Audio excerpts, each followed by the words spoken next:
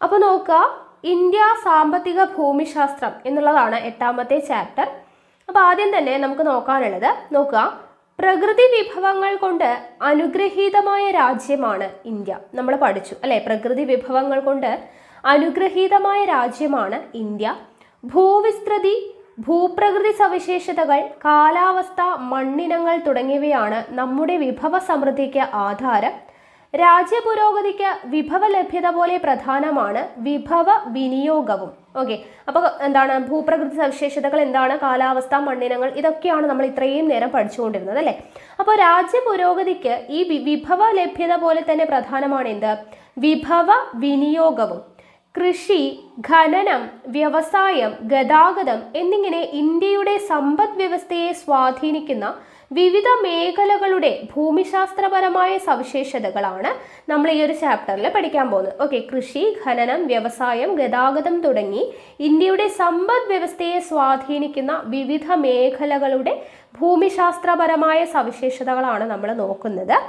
അപ്പോൾ ആദ്യം തന്നെ നമ്മൾ നോക്കുന്നത് കൃഷിയും കൃഷി അധിഷ്ഠിത വ്യവസായങ്ങളെ കുറിച്ചാണ്. Okay, agricultural and agro based industries, കൃഷിയും കൃഷി അധിഷ്ഠിത വ്യവസായങ്ങളും. അപ്പോൾ നമുക്കറിയാം, ഇന്ത്യ എന്ന് പറയുന്നത് എന്താണ്, ഒരു കാർഷിക രാജ്യമാണ് അല്ലെ. ഇന്ത്യ ഒരു കാർഷിക രാജ്യമാണ്. ജനസംഖ്യയിൽ 2/3 ജനങ്ങളും കൃഷിയെ ആശ്രയിച്ച് ജീവിക്കുന്നവരാണ്. ഭക്ഷ്യവിളകൾ കൂടാതെ ചില വ്യവസായങ്ങൾക്കുള്ള അസംസ്കൃത വസ്തുക്കളും കാർഷിക മേഖലയിൽ നിന്ന് ലഭിക്കുന്നു. വൈവിധ്യമാർന്ന കാർഷിക വിളകൾ ഇന്ത്യയുടെ സവിശേഷതയാണ്. വ്യത്യസ്തങ്ങളായിട്ടുള്ള കാർഷിക വിളകൾ ഇന്ത്യയിൽ കൃഷി ചെയ്യുന്നതിന് സഹായകമായ ഭൂമിശാസ്ത്ര ഘടകങ്ങൾ. അപ്പോൾ എന്തൊക്കെ ഭൂമിശാസ്ത്ര ഘടകങ്ങളാണ്, എന്താണ് ഇതിനൊക്കെ ഇന്ത്യയിൽ കൃഷി ചെയ്യുന്നതിന് സഹായകമായിട്ടുള്ളത്? ഭൂപ്രകൃതി വൈവിധ്യം, മണ്ണ്, കാലാവസ്ഥ, ഇതെല്ലാം നമ്മൾ പഠിച്ചു കഴിഞ്ഞതാണല്ലേ. അപ്പോൾ എല്ലാ വിളകളുടെയും വളർച്ചയ്ക്ക് ആവശ്യമായിട്ടുള്ള കാലാവസ്ഥാ സാഹചര്യങ്ങൾ ഒരുപോലെയല്ലല്ലോ. അല്ല, നമ്മളിപ്പോൾ വ്യത്യസ്തമായിട്ടുള്ള കാലാവസ്ഥകൾ, ആ കാലാവസ്ഥയ്ക്ക് അനുസരിച്ച് വളരുന്ന വിളകൾ ഏതൊക്കെയാണ് എന്നുള്ളതൊക്കെ ഇത്രയും നേരം പഠിച്ചു. അപ്പോൾ ഓരോ കാലാവസ്ഥയ്ക്ക് അനുസരിച്ച് ഓരോ വിളകളാണ് നമ്മൾ കൃഷി ചെയ്യുന്നത്. അപ്പോൾ ഓരോ കാലത്തിനും ഏറെ അനുയോജ്യമായിട്ടുള്ള കാർഷിക വിളകൾ നമുക്കുണ്ട്.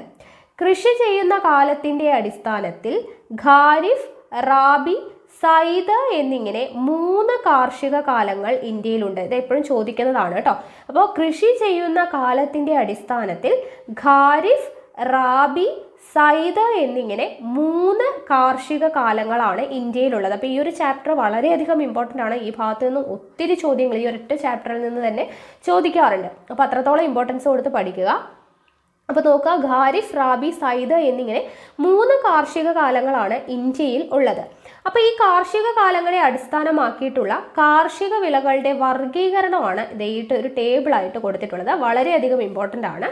അപ്പോൾ ഓരോ കാർഷിക കാലങ്ങൾ, അതിൻ്റെ വിളയിറക്കൽ കാലം, വിളവെടുപ്പ് കാലം, പ്രധാന വിളകൾ ഏതൊക്കെയാണ് എന്നുള്ളതാണ് ഒരു ടേബിളായിട്ട് കൊടുത്തിട്ടുള്ളത്. നോക്കുക, ആദ്യം ഖാരിഫ്. ഖാരിഫ് എന്ന് പറയുന്ന കാർഷിക കാലത്തിൻ്റെ വിളയിറക്കൽ കാലം എപ്പോഴാണ്? ജൂൺ മാസത്തിലാണ്. ഓക്കെ, മൺസൂണിൻ്റെ ആരംഭത്തിലാണ് ഖാരിഫ് എന്ന് പറയുന്ന കാർഷിക കാലം. അതിൻ്റെ വിളവെടുപ്പ് കാലം, വിളയിറക്കൽ കാലം ഇനി വിളവെടുപ്പ് കാലം എന്ന് പറയുന്നത് നവംബർ ആദ്യവാരമാണ്. ഓക്കെ, അതായത് മൺസൂണിൻ്റെ അവസാനമാണ് എന്ത് ചെയ്യുന്നത്? വിളവെടുക്കുന്നത്. ഇനി പ്രധാന വിളകൾ ഏതൊക്കെയാണ്? പ്രധാന ഖാരിഫ് വിളകൾ എന്ന് പറയുന്നത് നെല്ല്, ചോളം, പരുത്തി, തിനവിളകൾ, ചണം, കരിമ്പ്, നിലക്കടല എന്നിവയാണ്. ഓക്കെ, അപ്പോൾ ഖാരിഫ് എന്ന് പറയുന്ന കാർഷിക കാലം, അതിൻ്റെ വിളയിറക്കൽ കാലം എപ്പോഴാണ്? ജൂണാണ്. മൺസൂണിൻ്റെ ആരംഭത്തിലാണ് വിളയിറക്കുന്നത്. വിളവെടുക്കുന്നത് നവംബർ ആദ്യവാരം, അതായത് മൺസൂണിൻ്റെ അവസാനമാണ്. പ്രധാനപ്പെട്ട ഖാരിഫ് വിളകൾ ഏതൊക്കെയാണ്? നെല്ല്, ചോളം, പരുത്തി, തിനവിളകൾ, ചണം, കരിമ്പ്, നിലക്കടല എന്നിവയാണ്. ഓക്കെ, ഇനി അടുത്തത് റാബി. റാബി എന്ന് പറയുമ്പോൾ അതിൻ്റെ വിളയിറക്കൽ കാലം നവംബർ മധ്യമാണ്. ഇവിടെ ഖാരിഫ് വിളകൾ വിളയെടുത്തത് എപ്പോഴാണ്? നവംബർ ആദ്യവാരത്തിലാണ് വിളവെടുപ്പ് കാലം. അപ്പോൾ ആ ഒരു നവംബർ മധ്യത്തോടു കൂടിയിട്ട് റാബി വിളകൾ എന്ത് ചെയ്യും? വിളയിറക്കുന്നു. ഓക്കെ, അതായത് ശൈത്യകാല ആരംഭത്തിൽ റാബി വിളകൾ വിളയിറക്കുന്നു. ഇനി അത് വിളവെടുക്കുന്നത് എപ്പോഴാണ്? നവംബർ മധ്യത്തിൽ തുടങ്ങി മാർച്ചിൽ, അതായത് വേനലിൻ്റെ ആരംഭത്തോടു കൂടിയിട്ടാണ് റാബി വിളകൾ വിളവെടുക്കുന്നത്. അപ്പോൾ അതിൽ പ്രധാനപ്പെട്ട റാബി വിളകൾ ഏതൊക്കെയാണ്? ഗോതമ്പ്, പുകയില, കടുക്, പയറ് വർഗ്ഗങ്ങൾ തുടങ്ങിയവയാണ്. ഓക്കെ, ഗോതമ്പ്, പുകയില, കടുക്, പയറ് വർഗ്ഗങ്ങൾ തുടങ്ങിയവയാണ് പ്രധാനപ്പെട്ട റാബി വിളകൾ. ഇനി സയ്ദ്, അടുത്തത് സയ്ദ് എന്ന് പറയുന്നത് വിളയിറക്കുന്നത് മാർച്ചിലാണ്. ഇവിടെ നമ്മൾ മാർച്ചിലല്ലേ വിളവെടുത്തത് റാബി വിളകൾ. അത് കഴിഞ്ഞ് മാർച്ചിൽ വേനലിൻ്റെ ആരംഭത്തിലാണ് സയ്ദ് വിളകൾ വിളയിറക്കുന്നത്. വിളവെടുക്കുന്നത് എപ്പോഴായിരിക്കും? ജൂൺ മാസത്തിലായിരിക്കും, മൺസൂണിൻ്റെ ആരംഭം. ദെൻ അത് വിളവെടുത്തു കഴിഞ്ഞാൽ വീണ്ടും ജൂൺ മാസത്തിൽ മൺസൂണിൻ്റെ ആരംഭത്തിൽ എന്ത് വിളയിറക്കും? നമ്മുടെ ഖാരിഫ് വിളകൾ അല്ലേ. അപ്പോൾ അങ്ങനെയാണ് ഇത് റൊട്ടേറ്റ് ചെയ്ത് വരുന്നത്. അപ്പോൾ ജൂൺ മാസത്തിൽ മൺസൂണിൻ്റെ ആരംഭത്തിലാണ് സയ്ദ് വിളകൾ വിളവെടുക്കുന്നത്. ഇനി സയ്ദ് വിളകൾ ഏതൊക്കെയാണ്? പ്രധാനപ്പെട്ട സയ്ദ് വിളകൾ പഴവർഗ്ഗങ്ങളും പച്ചക്കറികളുമാണ്. അപ്പോൾ അത് പഠിക്കാൻ എളുപ്പമുണ്ട് അല്ലേ. പഴവർഗ്ഗങ്ങളും പച്ചക്കറികളുമാണ് സയ്ദ് വിളകളിൽ വരുന്നത്. ഖാരിഫ് വിളകൾ ഏതൊക്കെയായിരുന്നു? നെല്ല്, ചോളം, പരുത്തി, തിനവിളകൾ, ചണം, കരിമ്പ്, നിലക്കടല തുടങ്ങിയവയും. റാബി വിളകൾ ഏതൊക്കെയാണ്? ഗോതമ്പ്, പുകയില, കടുക്, പയറ് വർഗ്ഗങ്ങൾ തുടങ്ങിയവയുമാണ്. അപ്പോൾ ഈ ഒരു ടേബിൾ വളരെയധികം ഇമ്പോർട്ടൻ്റ് ആണ്, പഠിച്ചു വച്ചേക്കാം. ഓക്കെ, ഇനി തിനവിളകൾ എന്ന് പറഞ്ഞല്ലേ നമ്മൾ. അപ്പോൾ ചെറുധാന്യങ്ങളെയാണ് തിനവിളകൾ എന്ന് വിളിക്കുന്നത്. ഭക്ഷ്യധാന്യങ്ങളിൽ ഉൾപ്പെടുന്ന ജോവർ, ബജ്റ, റാഗി എന്നിവ തിനവിളകൾ എന്ന് പറയുന്ന വിഭാഗത്തിൽ പെടുന്നതാണ്. ഓക്കെ, ജോവർ, ബജ്റ, റാഗി എന്നിവ തിനവിളകളാണ്. ചെറുധാന്യങ്ങളെയാണ് തിനവിളകൾ. ജോവറും ബജ്റയും നമ്മൾ പഠിച്ചിട്ടുണ്ടായിരുന്നു അല്ലേ. രാജസ്ഥാനിൽ വരുന്ന പ്രധാനപ്പെട്ട വിളകളാണ് ജോവർ, ബജ്റ എന്നും നമ്മൾ പഠിച്ചിട്ടുണ്ടായിരുന്നു. അപ്പോൾ അതാണ് ചെറുധാന്യങ്ങളാണ് അല്ലേ. അപ്പോൾ ജോവർ, ബജ്റയും റാഗിയും ഒക്കെ തിനവിളകളാണ് എന്നുള്ളത് ഓർത്തിരിക്കുക. ഇനി കാർഷിക വിളകളെ കുറിച്ചാണ് പറയുന്നത്. ഇന്ത്യയിലെ കാർഷിക വിളകളെ ഭക്ഷ്യവിളകൾ, നാണ്യവിളകൾ എന്നിങ്ങനെ തരംതിരിക്കാം. ഓക്കെ, ഇന്ത്യയിലെ കാർഷിക വിളകളെ രണ്ടായിട്ട് തരംതിരിക്കാം. ഒന്ന് ഭക്ഷ്യവിളകൾ, പിന്നെ ഒന്ന് നാണ്യവിളകൾ. അപ്പോൾ ഭക്ഷ്യവസ്തുക്കളായിട്ട് നമ്മൾ നേരിട്ട് ഉപയോഗിക്കുന്ന വിളകളെയാണ് എന്തെന്ന് പറയുന്നത്? ഭക്ഷ്യവിളകൾ എന്ന് പറയുന്നത്. നമ്മൾ ഭക്ഷ്യത്തിന് വേണ്ടിയിട്ട് നമ്മൾ ഭക്ഷ്യവസ്തുക്കളായിട്ട് ഉപയോഗിക്കുന്നവയാണ് ഭക്ഷ്യവിളകൾ. എന്നാൽ വാണിജ്യ വ്യാവസായിക പ്രാധാന്യമുള്ള വിളകളാണ് എന്ത്? നാണ്യവിളകൾ. ഓക്കെ, നമ്മൾ ഭക്ഷിക്കാനായിട്ട് നേരിട്ട് ഉപയോഗിക്കുന്ന വിളകൾ ഭക്ഷ്യവിളകൾ എന്നും വാണിജ്യ വ്യാവസായിക പ്രാധാന്യമുള്ള വിളകളെയാണ് നമ്മൾ എന്തെന്ന് വിളിക്കുക? നാണ്യവിളകൾ എന്ന് വിളിക്കുക. അപ്പോൾ ഇന്ത്യയിലെ പ്രധാന ഭക്ഷ്യവിളകൾ, അവയുടെ വിതരണം, വളർച്ചയ്ക്ക് ആവശ്യമായിട്ടുള്ള ഭൂമിശാസ്ത്ര ഘടകങ്ങൾ, ഇതൊക്കെയാണ് ഇനി നമ്മൾ പഠിക്കാനായിട്ട് പോകുന്നത്. ഓക്കെ, അപ്പോൾ അതിനു മുന്നേ കൃഷി എന്ന സംസ്കാരം, ഇത് വളരെ ഇമ്പോർട്ടൻ്റ് ആണ്. കൃഷി എന്ന സംസ്കാരം നോക്കുക. അതിജീവനത്തിനായി മനുഷ്യൻ മണ്ണിനെ ബോധപൂർവം പ്രയോജനപ്പെടുത്തുന്ന ഒരു സംസ്കാരമാണ് കൃഷി എന്ന് പറയുന്നത്. കൃഷി എന്ന് പറയുന്നത് എന്താണ്? മനുഷ്യൻ അവൻ്റെ അതിജീവനത്തിനായിട്ട് ബോധപൂർവം പ്രയോജനപ്പെടുത്തുന്ന ഒരു സംസ്കാരമാണ് കൃഷി. അതിപുരാതന കാലം മുതൽ തന്നെ കൃഷി മനുഷ്യൻ്റെ പ്രധാന ജീവിതോപാധിയായി കണ്ടെത്തിയിരുന്നു. അഗർ, കൾച്ചർ എന്നീ രണ്ട് ലാറ്റിൻ പദങ്ങളിൽ നിന്നാണ് അഗ്രികൾച്ചർ എന്ന ഇംഗ്ലീഷ് പദം രൂപപ്പെട്ടിട്ടുള്ളത്. ഓക്കെ, അഗർ, കൾച്ചർ എന്ന് പറയുന്ന രണ്ട് ലാറ്റിൻ പദങ്ങളിൽ നിന്നാണ് അഗ്രികൾച്ചർ എന്ന് പറയുന്ന ഇംഗ്ലീഷ് പദം ഉണ്ടായിട്ടുള്ളത്. ഇതിൽ അഗർ എന്ന് പറയുന്ന പദത്തിന് അർത്ഥം കര എന്നാണ്. അഗർ എന്നതിന് കര എന്നും കൾച്ചർ എന്നതിന് കൃഷി എന്നുമാണ് അർത്ഥം. ഓക്കെ, അപ്പോൾ അഗറും കൾച്ചറും. ഓക്കെ, അഗർ എന്ന് പറയുന്നത് എന്താണ്? കര. കൾച്ചർ എന്ന് പറയുന്നത് കൃഷിയാണ്. അപ്പോൾ ലാറ്റിനിൽ അഗർ കൾച്ചർ എന്ന് പറഞ്ഞാൽ കൃഷി എന്നാണ് അർത്ഥം. അപ്പോൾ ഈ അഗർ കൾച്ചർ എന്നുള്ളതിൽ നിന്നാണ് അഗ്രികൾച്ചർ എന്ന് പറയുന്ന ഇംഗ്ലീഷ് വേർഡ് വന്നിട്ടുള്ളത്. കാർഷിക വിളകളുടെ ഉൽപാദനത്തോടൊപ്പം പുഷ്പ, ഫല കൃഷി, കന്നുകാലി വളർത്തൽ, വനവൽക്കരണം, മത്സ്യകൃഷി മുതലായ പ്രവർത്തനങ്ങളും കൃഷിയുടെ പരിധിയിൽ പെടുന്നുണ്ട്. അപ്പോൾ കൃഷി എന്ന് പറയുന്നത് കാർഷിക വിളകൾ മാത്രമല്ല, പുഷ്പം അല്ലെ, പൂക്കൾ, ഫലങ്ങൾ, അതുപോലെ കൃഷി, കന്നുകാലി വളർത്തൽ, വനവൽക്കരണം, മത്സ്യകൃഷി, ഇതെല്ലാം എന്താണ്? കൃഷിയുടെ പരിധിയിൽ ഉൾപ്പെടുന്നതാണ്. ഓക്കെ, അപ്പോൾ കൃഷി എന്ന് പറയുന്ന വാക്ക് അഗ്രികൾച്ചർ എങ്ങനെ വന്നു എന്നുള്ളത് മനസ്സിലായി. ഇനി നമ്മൾ പറഞ്ഞു നിർത്തിയത് എവിടെയാണ്? പ്രധാനപ്പെട്ട ഭക്ഷ്യവിള അല്ലേ. കൃഷി എന്ന് കാർഷിക വിളകളെ ഭക്ഷ്യവിളകളെന്നും നാണ്യവിളകളെന്നും തിരിച്ചിട്ടുണ്ടെന്ന് പറഞ്ഞു. അതിൽ പ്രധാനപ്പെട്ട ഭക്ഷ്യവിളകൾ, അവയുടെ വിതരണം, വളർച്ചയ്ക്ക് ആവശ്യമായിട്ടുള്ള ഭൂമിശാസ്ത്ര ഘടകങ്ങളാണ് നമ്മൾ പഠിക്കാൻ പോകുന്നത്. അപ്പോൾ ആദ്യം നെല്ലിനെ കുറിച്ചാണ് നമ്മൾ പഠിക്കുന്നത്. ഓക്കെ, നമുക്ക് എല്ലാവർക്കും അറിയാം നെല്ല് എന്ന് പറഞ്ഞാൽ എന്താണെന്നല്ലേ. അപ്പോൾ ഇന്ത്യയിലെ മുഖ്യ ഭക്ഷ്യവിളയായ നെല്ല് ഒരു ഖാരിഫ് വിളയാണ്. നമ്മളിപ്പോൾ ടേബിൾ പഠിച്ചു അല്ലേ. ഖാരിഫ് വിളയാണ് എന്ത്? നെല്ല് എന്ന് പറയുന്നത്. ഇന്ത്യയിലെ മുഖ്യ ഭക്ഷ്യവിളയാണ് നെല്ല്. നെല്ലെന്ന് പറയുന്നത് ഒരു ഖാരിഫ് വിളയാണ്.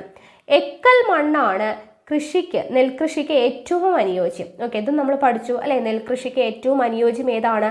എക്കൽ മണ്ണാണ്.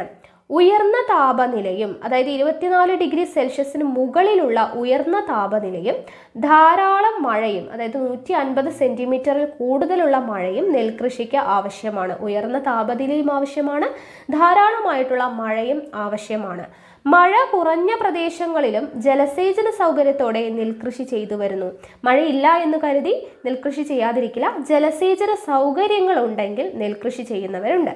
നദീതടങ്ങളിലും തീരസമതലങ്ങളിലുമാണ് മുഖ്യമായും നെൽകൃഷി ചെയ്യുന്നത്. നദീതടങ്ങളിലും തീരസമതലങ്ങളിലും, നമ്മൾ പഠിച്ചല്ലേ തീരസമതലം, അപ്പം നദീതടങ്ങളിലും തീരസമതലങ്ങളിലുമാണ് മുഖ്യമായും നെൽകൃഷി ചെയ്യുന്നത്. സിവാലിക് പർവ്വതനിര ചെരുവുകൾ, ഓക്കെ, സിവാലിക് പർവ്വത ചെരുവുകളിലും തട്ടുകളാക്കിയിട്ട് നെൽകൃഷി ചെയ്തു വരുന്നു. ഓക്കെ, അപ്പോൾ ഇന്ത്യയിലെ മുഖ്യ ഭക്ഷ്യവിളയാണ് നെല്ല്. നെല്ലെന്ന് പറയുന്നത് ഒരു ഖാരിഫ് വിളയാണ്. നെൽകൃഷിക്ക് അനുയോജ്യമായ മണ്ണ് ഏതാണ്? എക്കൽ മണ്ണാണ്. ഉയർന്ന താപനിലയും ധാരാളമായി ലഭിക്കുന്ന മഴയും, അതായത് 24 ഡിഗ്രി സെൽഷ്യസിന് മുകളിൽ താപനിലയും 150 സെന്റിമീറ്ററിൽ കൂടുതൽ മഴയുമാണ് നെൽകൃഷിക്ക് ആവശ്യം.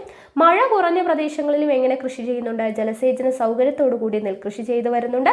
നദീതടങ്ങളിലും തീരസമതലങ്ങളിലുമാണ് മുഖ്യമായും നെൽകൃഷി ചെയ്യുന്നത്. സിവാലിക് പർവ്വത ചെരുവുകളിലും തട്ടുകളാക്കി നെൽകൃഷി ചെയ്തു വരുന്നുണ്ട്.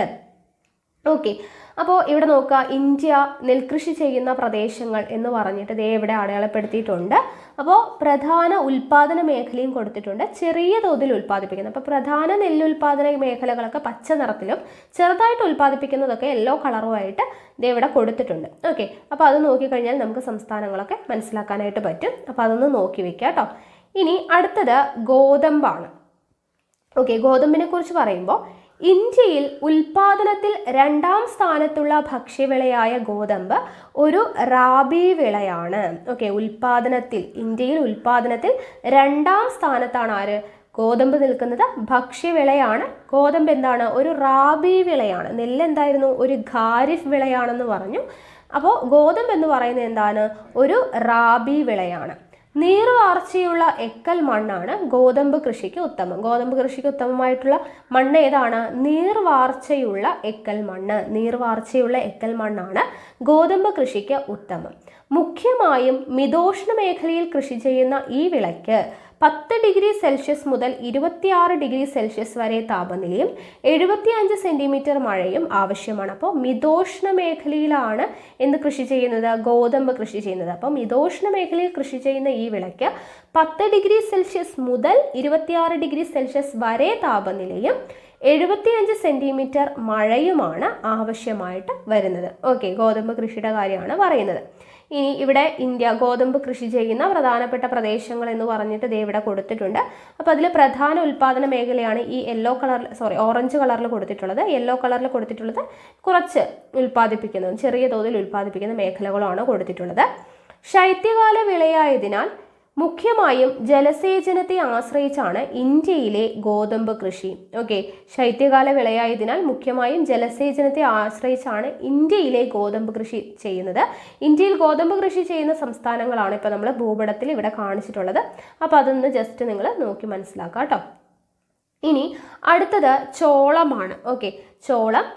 ഭക്ഷ്യവിളകളുടെ ഉൽപാദനത്തിൽ ചോളത്തിന് 3ാം സ്ഥാനമാണ് ഉള്ളത്. ആദ്യത്തെ സ്ഥാനം നെല്ല്, 2ാം സ്ഥാനം ഗോതമ്പ്, 3ാമത്തെ സ്ഥാനം ആർക്കാണ്? ചോളത്തിനാണ്. ഭക്ഷ്യവിളകളുടെ ഉൽപാദനത്തിൽ ചോളത്തിന് 3ാം സ്ഥാനമാണുള്ളത്. ഉഷ്ണകാലത്തും ശൈത്യകാലത്തും ഇന്ത്യയിൽ ചോളം കൃഷി ചെയ്യുന്നുണ്ട്. ഓക്കെ, ഉഷ്ണകാലത്തും ചെയ്യുന്നുണ്ട്, ശൈത്യകാലത്തും എന്ത് ചെയ്യുന്നുണ്ട്? ചോളം കൃഷി ചെയ്യുന്നുണ്ട്. ശരാശരി 75 സെന്റിമീറ്റർ വാർഷിക വർഷപാതം ലഭിക്കുന്ന പ്രദേശങ്ങളിലാണ് ഇത് കൃഷി ചെയ്യുന്നത്. അപ്പം നെല്ലിൻ്റെ കാര്യം പറഞ്ഞപ്പോൾ നമ്മൾ പറഞ്ഞു ഉയർന്ന താപനിലയും വേണം, ഉയർന്ന മഴയും വേണം, ധാരാളമായി ലഭിക്കുന്ന മഴയും വേണം എന്ന് പറഞ്ഞല്ലേ. 24 ഡിഗ്രി സെൽഷ്യസിന് മുകളിലുള്ള താപനിലയും 150 സെന്റിമീറ്റർ മുകളിൽ മഴയും വേണമെന്ന് പറഞ്ഞു. ഇനി ഗോതമ്പിൻ്റെ കാര്യം പറഞ്ഞപ്പോൾ എന്ന് പറഞ്ഞു 10 ഡിഗ്രി മുതൽ 26 ഡിഗ്രി സെൽഷ്യസിനുള്ളിലുള്ള താപനിലയും 75 സെന്റിമീറ്ററിന് മുകളിൽ മഴയും വേണമെന്ന് പറഞ്ഞു. ഇവിടെ ചോളത്തിന്റെ കേസ് എന്താണ് പറയുന്നത്? ശരാശരി 75 സെന്റിമീറ്റർ വാർഷിക വർഷപാതം ലഭിക്കുന്ന പ്രദേശങ്ങളിലാണ് എന്ത് കൃഷി ചെയ്യുന്നത്? ചോളം കൃഷി ചെയ്യുന്നത്. നീർവാർച്ചയുള്ള ഫലഭൂയിഷ്ടമായ മണ്ണാണ് അനുയോജ്യം. അപ്പോൾ ഓരോന്നും പഠിക്കുമ്പോൾ നമ്മൾ മുന്നേ പഠിച്ച കാര്യങ്ങളും കൂടെ ഒന്ന് നിങ്ങൾ ഓർത്തെടുക്കാനായിട്ട് ശ്രമിക്കുക. നെല്ലിന് ഏതായിരുന്നു ഇമ്പോർട്ടൻ്റ് ആയിട്ടുള്ള മണ്ണ്? എക്കൽ മണ്ണായിരുന്നു. ഗോതമ്പിന് നീർവാർച്ചയുള്ള എക്കൽ മണ്ണായിരുന്നു. ചോളത്തിനോ നീർവാർച്ചയുള്ള ഫലഭൂയിഷ്ടമായിട്ടുള്ള മണ്ണാണ് അനുയോജ്യം.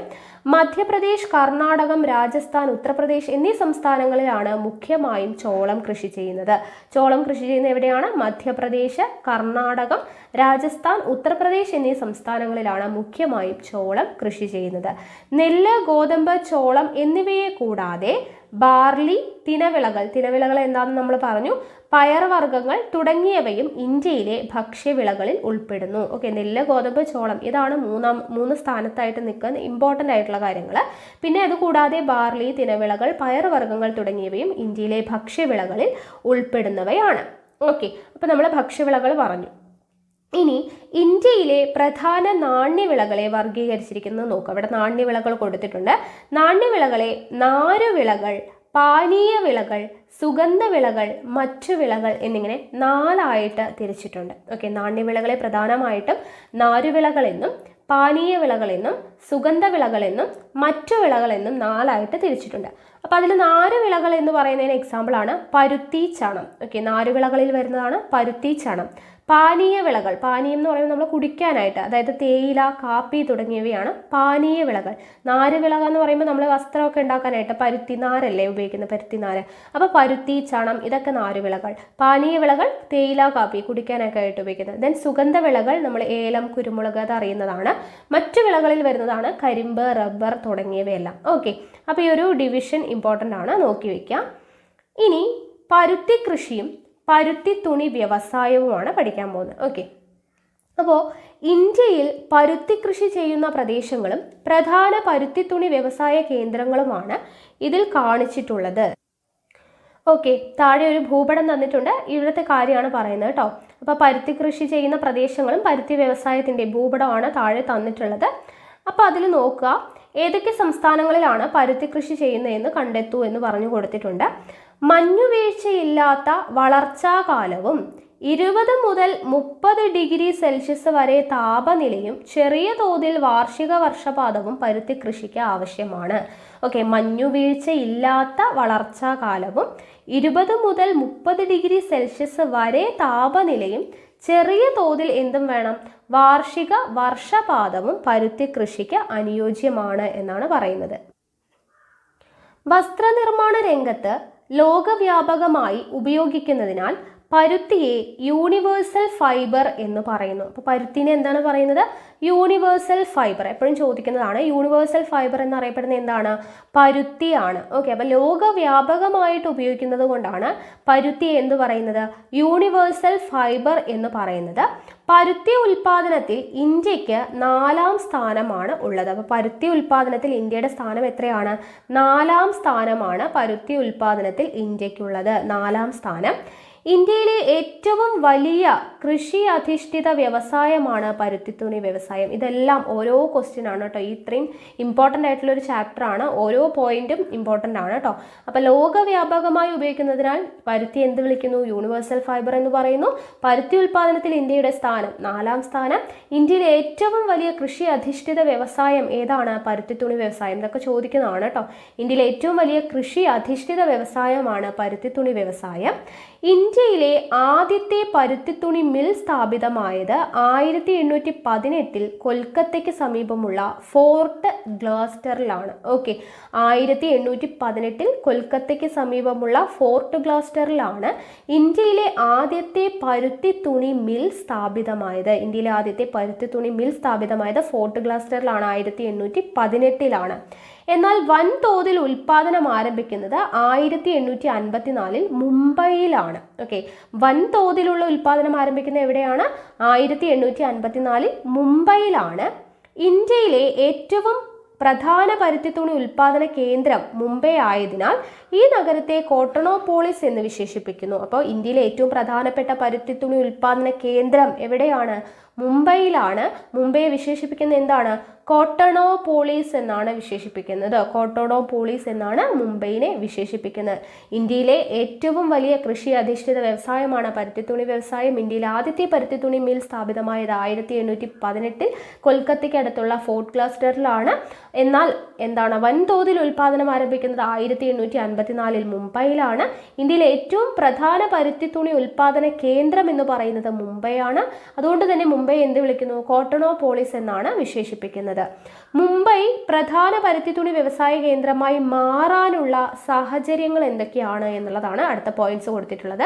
മുംബൈ പ്രധാന പരുത്തിത്തുണി വ്യവസായ കേന്ദ്രമാണെന്ന് പറഞ്ഞു. അതിനുള്ള കാരണങ്ങൾ എന്തൊക്കെയാണെന്ന് വെച്ചാൽ, സമീപ പ്രദേശങ്ങളിൽ നിന്ന് അസംസ്കൃത വസ്തുക്കളുടെ സുഗമമായ ലഭ്യത. സമീപ പ്രദേശങ്ങളിൽ നിന്നും അസംസ്കൃത വസ്തുക്കളുടെ സുഗമമായ ലഭ്യത, കുറഞ്ഞ നിരക്കിൽ ഊർജം ലഭിക്കുന്നു. കുറഞ്ഞ നിരക്കിലുള്ള ഊർജ ലഭ്യത, മുംബൈ തുറമുഖം കേന്ദ്രീകരിച്ചുള്ള കയറ്റിറക്കുമതി സാധ്യതകൾ, മുംബൈ തുറമുഖം കേന്ദ്രീകരിച്ചുള്ള കയറ്റിറക്കുമതി സാധ്യതകൾ തുടങ്ങിയവയെല്ലാമാണ് മുംബൈനെ പ്രധാന പരുത്തിത്തുണി വ്യവസായ കേന്ദ്രമാകാൻ സഹായിക്കുന്ന ഘടകങ്ങൾ എന്ന് പറയുന്നത്. അതുപോലെ തന്നെ ശുദ്ധജല ലഭ്യത, മനുഷ്യ വിഭവ ലഭ്യത, ഇതെല്ലാം ഉണ്ട്. ശുദ്ധജല ലഭ്യത, അസംസ്കൃത വസ്തുക്കളുടെ ലഭ്യത, മനുഷ്യ വിഭവ ലഭ്യത, കയറ്റുമതിക്കും ഇറക്കുമതിക്കും മുംബൈ തുറമുഖത്തിന്റെ സഹായം, അങ്ങനെയുള്ള എല്ലാ കാര്യങ്ങളും കൊണ്ടാണ് മുംബൈ പ്രധാന പരുത്തിത്തുണി വ്യവസായ കേന്ദ്രമായിട്ട് നിലനിൽക്കുന്നത്. മുംബൈ കഴിഞ്ഞാൽ ഗുജറാത്തിലെ അഹമ്മദാബാദാണ് പ്രധാന പരുത്തിത്തുണി വ്യവസായ കേന്ദ്രം. അപ്പോൾ മുംബൈ കഴിഞ്ഞാൽ രണ്ടാം സ്ഥാനം ആർക്കാണ്? ഗുജറാത്തിലെ അഹമ്മദാബാദാണ് പ്രധാന പരുത്തിത്തുണി വ്യവസായ കേന്ദ്രം. അപ്പോൾ പരുത്തിത്തുണി വ്യവസായ കേന്ദ്രത്തിൽ മുന്നിൽ നിൽക്കുന്നത് എവിടെയാണ്? ഒന്ന് മുംബൈ ആണ്. അത് രണ്ടാമത്തെ സ്ഥാനം ആർക്കാണ്? ഗുജറാത്തിലെ അഹമ്മദാബാദാണ്. ഇനി മറ്റ് പരുത്തിത്തുണി വ്യവസായ കേന്ദ്രങ്ങളാണ് ഇവിടെ ഭൂപടത്തിൽ കൊടുത്തിട്ടുള്ളത്. അതൊന്ന് നിങ്ങൾ ജസ്റ്റ് നോക്കി മനസ്സിലാക്കുക കേട്ടോ. ഓരോ സംസ്ഥാനങ്ങളും ഇവിടെ പേരൊക്കെ വെച്ച് കൊടുത്തിട്ടുണ്ട്.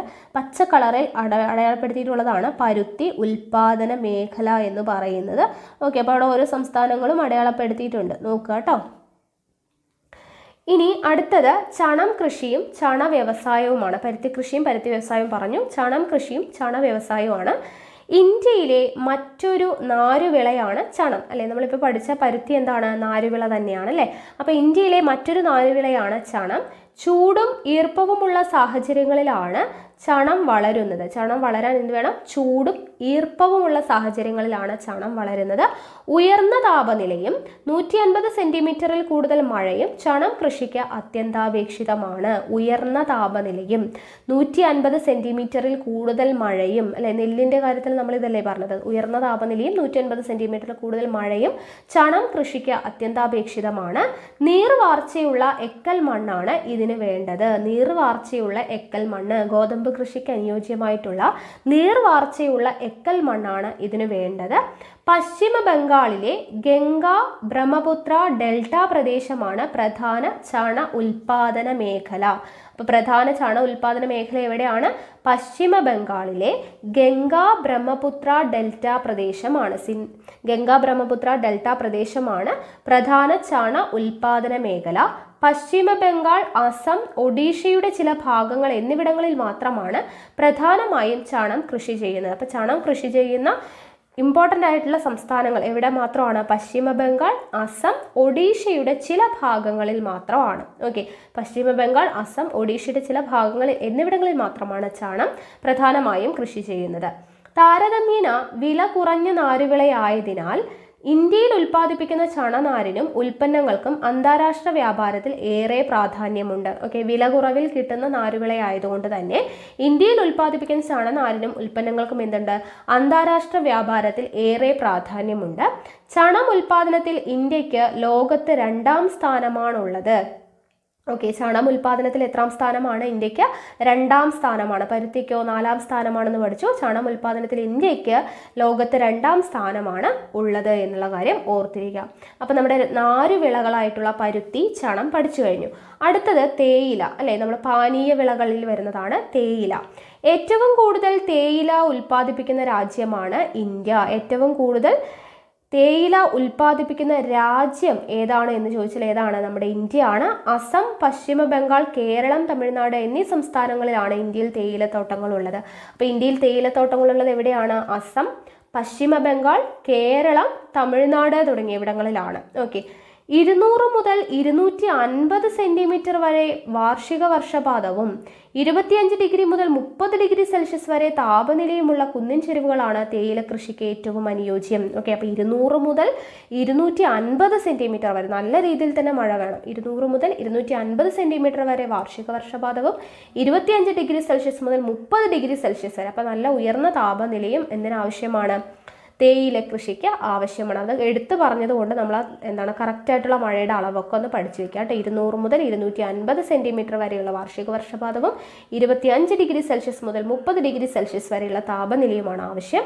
ജൈവാംശമുള്ള ജലം വാർന്നു പോകുന്ന മണ്ണാണ് ഈ തോട്ടവിളയ്ക്ക് ആവശ്യം. ഓക്കെ, ജൈവാംശമുള്ള ജലം വാർന്നു പോകുന്ന മണ്ണാണ് തേയില കൃഷിക്ക് അനുയോജ്യം. ജൈവാംശമുള്ള ജലം വാർന്നു പോകുന്ന മണ്ണാണ് തേയില കൃഷിക്ക് ആവശ്യം. തേയിലത്തോട്ടങ്ങളിൽ നിന്ന് ശേഖരിക്കുന്ന തേയില സമീപത്ത് തന്നെയുള്ള ഫാക്ടറികളിൽ സംസ്കരിച്ച് വിപണനം ചെയ്യുന്നു. ഓക്കെ, തേയിലത്തോട്ടങ്ങളിൽ നിന്നും തേയില എടുത്തിട്ട് എന്ത് ചെയ്യുന്നു? അടുത്തുള്ള ഫാക്ടറികളിൽ തന്നെ സംസ്കരിച്ച് വിപണനം ചെയ്യുന്നു. ഇന്ത്യയുടെ ഒരു പ്രധാന കയറ്റുമതി ഇനമാണ് തേയില. ഇന്ത്യയിൽ നിന്നും കയറ്റുമതി ചെയ്യുന്ന പ്രധാനപ്പെട്ട ഒരു വിഭവമാണ് എന്ത്? തേയില എന്ന് പറയുന്നത്. ഓക്കെ, അടുത്ത ഒരു പാനീയ വിളയാണ് എന്ത്? കാപ്പി എന്ന് പറയുന്നത്. ഓക്കെ, തേയില പോലെ കാപ്പി. അപ്പോൾ ഒരു ഉഷ്ണമേഖലാ തോട്ടവിളയായ കാപ്പിയുടെ ഉൽപ്പാദനത്തിൽ ഇന്ത്യ 6ാം സ്ഥാനത്താണ്. അപ്പോൾ ഒരു ഉഷ്ണമേഖലാ തോട്ടവിളയാണ് എന്ത്? കാപ്പി. ഒരു ഉഷ്ണമേഖലാ തോട്ടവിളയായ കാപ്പിയുടെ ഉൽപ്പാദനത്തിൽ ഇന്ത്യയുടെ സ്ഥാനം എത്രയാണ്? 6ാം സ്ഥാനമാണ്. ഓക്കെ, 6ാം സ്ഥാനമാണ്. കർണാടകം, കേരളം, തമിഴ്നാട് എന്നീ സംസ്ഥാനങ്ങളിലായി പശ്ചിമഘട്ട മലനിരകളിലാണ് ഇന്ത്യയിലെ കാപ്പിത്തോട്ടങ്ങൾ. അപ്പോൾ ഇന്ത്യക്ക് 6ാം സ്ഥാനമാണ് കാപ്പിയുടെ ഉൽപ്പാദനത്തിൽ. തേയിലയുടെ ഉൽപ്പാദനത്തിൽ 1ാം സ്ഥാനത്താണ് ആര് നിൽക്കുന്നത്? ഇന്ത്യ നിൽക്കുന്നത്. പരുത്തിയുടെ ഉൽപ്പാദനത്തിൽ 4ാം സ്ഥാനത്തായിരുന്നു. ചണത്തിന്റെ ഉൽപ്പാദനത്തിൽ 2ാം സ്ഥാനത്തായിരുന്നു അല്ലെ. തേയിലയുടെ ഉൽപ്പാദനത്തിൽ 1ാം സ്ഥാനത്തായിരുന്നു. കാപ്പിയുടെ ഉൽപ്പാദനത്തിൽ 6ാം സ്ഥാനത്താണ് ആര് നിൽക്കുന്നത്? നമ്മുടെ ഇന്ത്യ നിൽക്കുന്നത്. കേരളം, തമിഴ്നാട് എന്നീ സംസ്ഥാനങ്ങളിലായിട്ട് പശ്ചിമഘട്ട മലനിരകളിലാണ് ഇന്ത്യയിലെ കാപ്പിത്തോട്ടങ്ങൾ. അപ്പോൾ കേരളം, തമിഴ്നാട് എന്നീ സംസ്ഥാനങ്ങളിലായിട്ട് പശ്ചിമഘട്ട മലനിരകളിലാണ് എന്ത് ഉൽപ്പാദിപ്പിക്കുന്നത്? കാപ്പി ഉൽപ്പാദിപ്പിക്കുന്നത്. മിതമായ താപനിലയും ഉയർന്ന വർഷപാതവുമാണ് കാപ്പി കൃഷിക്ക് വേണ്ടത്. ഓക്കെ, മിതമായ താപനിലയും ഉയർന്ന വർഷപാതവുമാണ് കാപ്പി കൃഷിക്ക് വേണ്ടത്. ഓക്കെ, അന്താരാഷ്ട്ര വിപണിയിൽ ഏറെ ആവശ്യക്കാരുള്ള അറബിക്ക എന്ന മുന്തിയ ഇനം കാപ്പിക്കുരുക്കളാണ് ഇന്ത്യ മുഖ്യമായും ഉൽപ്പാദിപ്പിക്കുന്നത്. ഓക്കെ, അപ്പോൾ അന്താരാഷ്ട്ര വിപണിയിൽ ഏറെ ആവശ്യക്കാരുള്ള ഒരു കാപ്പി ഇനം ഏതാണ്? അറബിക്കയാണ്. ഈ അറബിക്കയാണ് ഇന്ത്യ മുഖ്യമായും ഉൽപ്പാദിപ്പിക്കുന്ന കാപ്പിക്കുരു എന്ന് പറയുന്നത്. ഓക്കെ, ആകെ ഉൽപാദനത്തിൽ 2/3 ഭാഗവും കർണാടകത്തിൽ നിന്നാണ്. ഓക്കെ, ആകെ ഉൽപാദനത്തിന്റെ 2/3 ഭാഗവും എവിടെ നിന്നാണ്? കർണാടകത്തിൽ നിന്നാണ്. കാപ്പിക്കുരു വിളവെടുത്ത ശേഷം ഫാക്ടറികളിൽ സംസ്കരിച്ച് വിപണനം ചെയ്യുന്നു. ഓക്കെ, അപ്പോൾ ഇത്രയാണ് തേയില, കാപ്പി എന്ന് പറയുന്ന പാനീയ വിളകൾ. ഇനി അടുത്തത് സുഗന്ധവിളകളാണ് പറയുന്നത്. ഓക്കെ, സുഗന്ധവിളകൾ. അപ്പോൾ ഏലം, കുരുമുളക്, ജാതി, ഗ്രാമ്പു, ഇഞ്ചി തുടങ്ങിയ സുഗന്ധവിളകൾക്ക് പ്രാചീനകാലം മുതൽക്കേ പുകൾപ്പെട്ട രാജ്യമാണ് ഇന്ന് ഇന്ത്യ. ഓക്കെ, ഏലം, കുരുമുളക്, ജാതി, ഗ്രാമ്പു, ഇഞ്ചി തുടങ്ങിയ സുഗന്ധവിളകൾക്ക് പ്രാചീനകാലം മുതൽക്കേ പുകൾപ്പെട്ട രാജ്യമാണ് ഇന്ത്യ. പശ്ചിമഘട്ട മലനിരകളാണ് സുഗന്ധവിള തോട്ടങ്ങൾ ഏറെയും കേന്ദ്രീകരിച്ചിട്ടുള്ളത്. ഓക്കെ, പശ്ചിമഘട്ട മലനിരകളിലാണ് സുഗന്ധവിള തോട്ടങ്ങൾ ഏറെയും കേന്ദ്രീകരിച്ചിട്ടുള്ളത്. നീർവാർച്ചയുള്ള വനമണ്ണ്, മണൽ മണ്ണ് എന്നിവയും ധാരാളം മഴ ലഭിക്കുന്ന ഉഷ്ണമേഖലാ കാലാവസ്ഥയുമാണ് ഇവിടുത്തെ അനുകൂല ഘടകങ്ങൾ. ഓക്കെ, അപ്പോൾ സുഗന്ധവിളകൾക്ക് ആവശ്യമായിട്ടുള്ള മണ്ണെന്ന് പറയുന്നത് നീർവാർച്ചയുള്ള വനമണ്ണ്, മണൽ മണ്ണ് എന്നിവയും, നീർവാർച്ചയുള്ള വനമണ്ണ്, മണൽ മണ്ണ് എന്നിവയും ധാരാളം ലഭിക്കുന്ന ഉഷ്ണമേഖലാ കാലാവസ്ഥയും, ധാരാളം മഴ ലഭിക്കുന്ന ഉഷ്ണമേഖലാ കാലാവസ്ഥയുമാണ് ഇവിടുത്തെ അനുകൂല ഘടകങ്ങൾ എന്ന് പറയുന്നത്. ഓക്കെ, ഇനി അടുത്തത് കരിമ്പു കൃഷിയും പഞ്ചസാര വ്യവസായവും മറ്റു വിളകൾ എന്ന് പറഞ്ഞ് നമ്മൾ പഠിച്ചതാണ് കരിമ്പ് അല്ലേ. അപ്പോൾ കരിമ്പു കൃഷിയും പഞ്ചസാര വ്യവസായവുമാണ്. ഉഷ്ണമേഖലാ വിളയായ കരിമ്പിന് ചൂടും മഴയുമുള്ള കാലാവസ്ഥയാണ് വേണ്ടത്. ഉഷ്ണമേഖലാ വിളയാണ് എന്ത്? കരിമ്പ്. ചൂടും മഴയുമുള്ള കാലാവസ്ഥയാണ് വേണ്ടത്. കറുത്ത മണ്ണ്, എക്കൽ മണ്ണ് തുടങ്ങിയ മണ്ണിനങ്ങൾ കരിമ്പു കൃഷിക്ക് അനുയോജ്യമാണ്. ഇതൊക്കെയാണ് കറുത്ത മണ്ണ്, എക്കൽ മണ്ണ് തുടങ്ങിയ മണ്ണിനങ്ങളാണ് കരിമ്പു കൃഷിക്ക് അനുയോജ്യം. കരിമ്പുൽപാദനത്തിൽ ഇന്ത്യക്ക് 2ാം സ്ഥാനമാണ് ഉള്ളത്. കരിമ്പുൽപാദനത്തിൽ ഇന്ത്യക്ക് എത്രാം സ്ഥാനമാണ്? 2ാം സ്ഥാനമാണ് ഉള്ളത്. അപ്പോൾ ഇവിടെ ഭൂപടം തന്നിട്ടുണ്ട്. കരിമ്പ് കൃഷി ചെയ്യുന്ന പ്രദേശങ്ങൾക്കൊപ്പം പഞ്ചസാര വ്യവസായ കേന്ദ്രങ്ങളും ഇതിൽ കൊടുത്തിട്ടുണ്ട്. കരിമ്പ് വിളവെടുത്ത് കഴിഞ്ഞാൽ ഉടൻ തന്നെ ഫാക്ടറികളിൽ എത്തിച്ച് അതിൻ്റെ നീരെടുക്കേണ്ടതുണ്ട്, അല്ലെങ്കിൽ കരിമ്പിലെ സൂക്രോസിൻ്റെ അളവ് കുറയും. അപ്പോൾ കരിമ്പ് വിളവെടുത്താൽ ഉടൻ തന്നെ ഫാക്ടറികളിൽ എത്തിച്ച് അതിൻ്റെ നീരെടുത്തില്ലെങ്കിൽ എന്ത് സംഭവിക്കും? കരിമ്പിലെ സൂക്രോസിൻ്റെ അളവ് കുറയും. അതൊരു ഇമ്പോർട്ടൻ്റ് ആയിട്ടുള്ള പോയിന്റാണ് കേട്ടോ. കരിമ്പിലെ സൂക്രോസിൻ്റെ അളവ് കുറയും. ഇനി ഇവിടെ കരിമ്പ് കൃഷി ചെയ്യുന്ന പ്രദേശങ്ങളും പഞ്ചസാര വ്യവസായം എന്ന് പറഞ്ഞു കൊടുത്തിട്ടുണ്ട്. കരിമ്പ് ഉൽപാദന മേഖലകളാണ് ഈ റെഡ് കളറിലിട്ട് കൊടുത്തിട്ടുള്ളത്. നോക്കൂ, ശ്രീകാകുളം, വിശാഖപട്ടണം, വിജയവാഡ, അഹമ്മദനഗർ, സത്താര, ഷോലാപൂർ, ബെൽഗാം, ഷിമോഗ, ചിറ്റൂർ, കോയമ്പത്തൂർ, പോണ്ടിച്ചേരി, തിരുച്ചിറപ്പള്ളി എന്നൊക്കെ പറഞ്ഞ് ഇവിടെ അടയാളപ്പെടുത്തിയിട്ടുണ്ട്. പഞ്ചസാര വ്യവസായ കേന്ദ്രങ്ങൾ എന്ന് പറഞ്ഞിട്ട് സെപ്പറേറ്റ് കൊടുത്തിട്ടുണ്ട്. യെല്ലോ കളറിൽ. അപ്പോൾ അതൊന്ന് നിങ്ങൾ ജസ്റ്റ് നോക്കുക കേട്ടോ. മാപ്പുകളൊക്കെ നിങ്ങളൊന്ന് സൂക്ഷിച്ച് നോക്കുക. ഇനി ഉത്തർപ്രദേശാണ് കരിമ്പിൻ്റെയും പഞ്ചസാരയുടെയും ഉൽപാദനത്തിൽ ഒന്നാം സ്ഥാനത്ത്. കരിമ്പിൻ്റെയും പഞ്ചസാരയുടെയും ഉൽപാദനത്തിൽ ഒന്നാം സ്ഥാനത്ത് നിൽക്കുന്ന സംസ്ഥാനം ഏതാണ്? ഉത്തർപ്രദേശാണ്. പഞ്ചസാരയും ശർക്കരയും കരിമ്പിൽ നിന്നാണ് ഉൽപ്പാദിപ്പിക്കുന്നത്. അത് നമുക്ക് അറിയുന്നതാണ് അല്ലേ. പഞ്ചസാരയും ശർക്കരയും ഉൽപ്പാദിപ്പിക്കുന്നത് എവിടെ നിന്നാണ്? കരിമ്പിൽ നിന്നാണ്. കരിമ്പിൻ്റെയും പഞ്ചസാരയുടെയും ഉൽപ്പാദനത്തിൽ ഒന്നാം സ്ഥാനത്ത് നിൽക്കുന്ന സംസ്ഥാനം ഏതാണ്? ഉത്തർപ്രദേശാണ്. അപ്പോൾ മറ്റു വിളകളിൽ കരിമ്പ് നമ്മൾ പറഞ്ഞു. ഇനി അടുത്തത് ആരാണ്? റബ്ബറാണ്. റബ്ബർ 25 ഡിഗ്രി സെൽഷ്യസിൽ കൂടിയ താപനിലയും 150 സെന്റിമീറ്ററിന് മുകളിൽ മഴയുമാണ് റബ്ബർ കൃഷിക്ക് അനുയോജ്യം. 25 ഡിഗ്രി സെൽഷ്യസിൽ കൂടിയ താപനിലയും 150 സെന്റിമീറ്ററിന് മുകളിൽ മഴയും അല്ലേ. എന്താണ് നമ്മൾ നെല്ലിൻ്റെ കാര്യം പറഞ്ഞതുപോലെ തന്നെയാണ് ഇവിടെയും. മറ്റു കൃഷികൾക്ക് പൊതുവെ അനുകൂലമല്ലാത്ത ലാറ്ററൈറ്റ് മണ്ണാണ് റബ്ബർ കൃഷിക്ക് ഏറ്റവും അനുയോജ്യം. നമ്മൾ ഇത്രയും നേരം പഠിച്ചതിനൊക്കെ കറുത്ത മണ്ണ്, എക്കൽ മണ്ണ്, നിർവാർച്ചയുള്ള എക്കൽ മണ്ണ്, ഫലഭൂയിഷ്ടിയുള്ള മണ്ണ് അല്ലേ, അങ്ങനെയാണ് പറഞ്ഞത്. വനമണ്ണ്, മണൽ മണ്ണൊക്കെയാണ് പറഞ്ഞത്.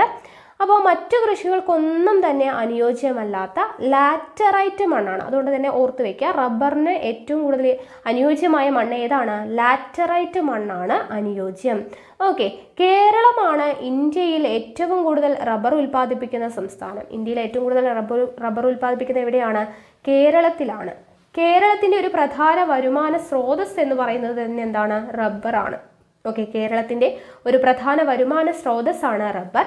തമിഴ്നാട്ടിൻ്റെ ചില ഭാഗങ്ങളിലും ആൻഡമാൻ നിക്കോബാർ ദ്വീപുകളിലും ചെറിയ തോതിൽ റബ്ബർ കൃഷി ചെയ്തു വരുന്നുണ്ട്. തമിഴ്നാടിൻ്റെ ചില ഭാഗങ്ങളിലും ആൻഡമാൻ നിക്കോബാർ ദ്വീപുകളിലും എന്ത് ചെയ്തു വരുന്നുണ്ട്? റബ്ബർ കൃഷി ചെയ്തു വരുന്നുണ്ട്. ഇവിടെ നോക്കുക, കടൽ കടന്നെത്തിയ റബ്ബർ എന്ന് പറഞ്ഞു കൊടുത്തിട്ടുണ്ട്.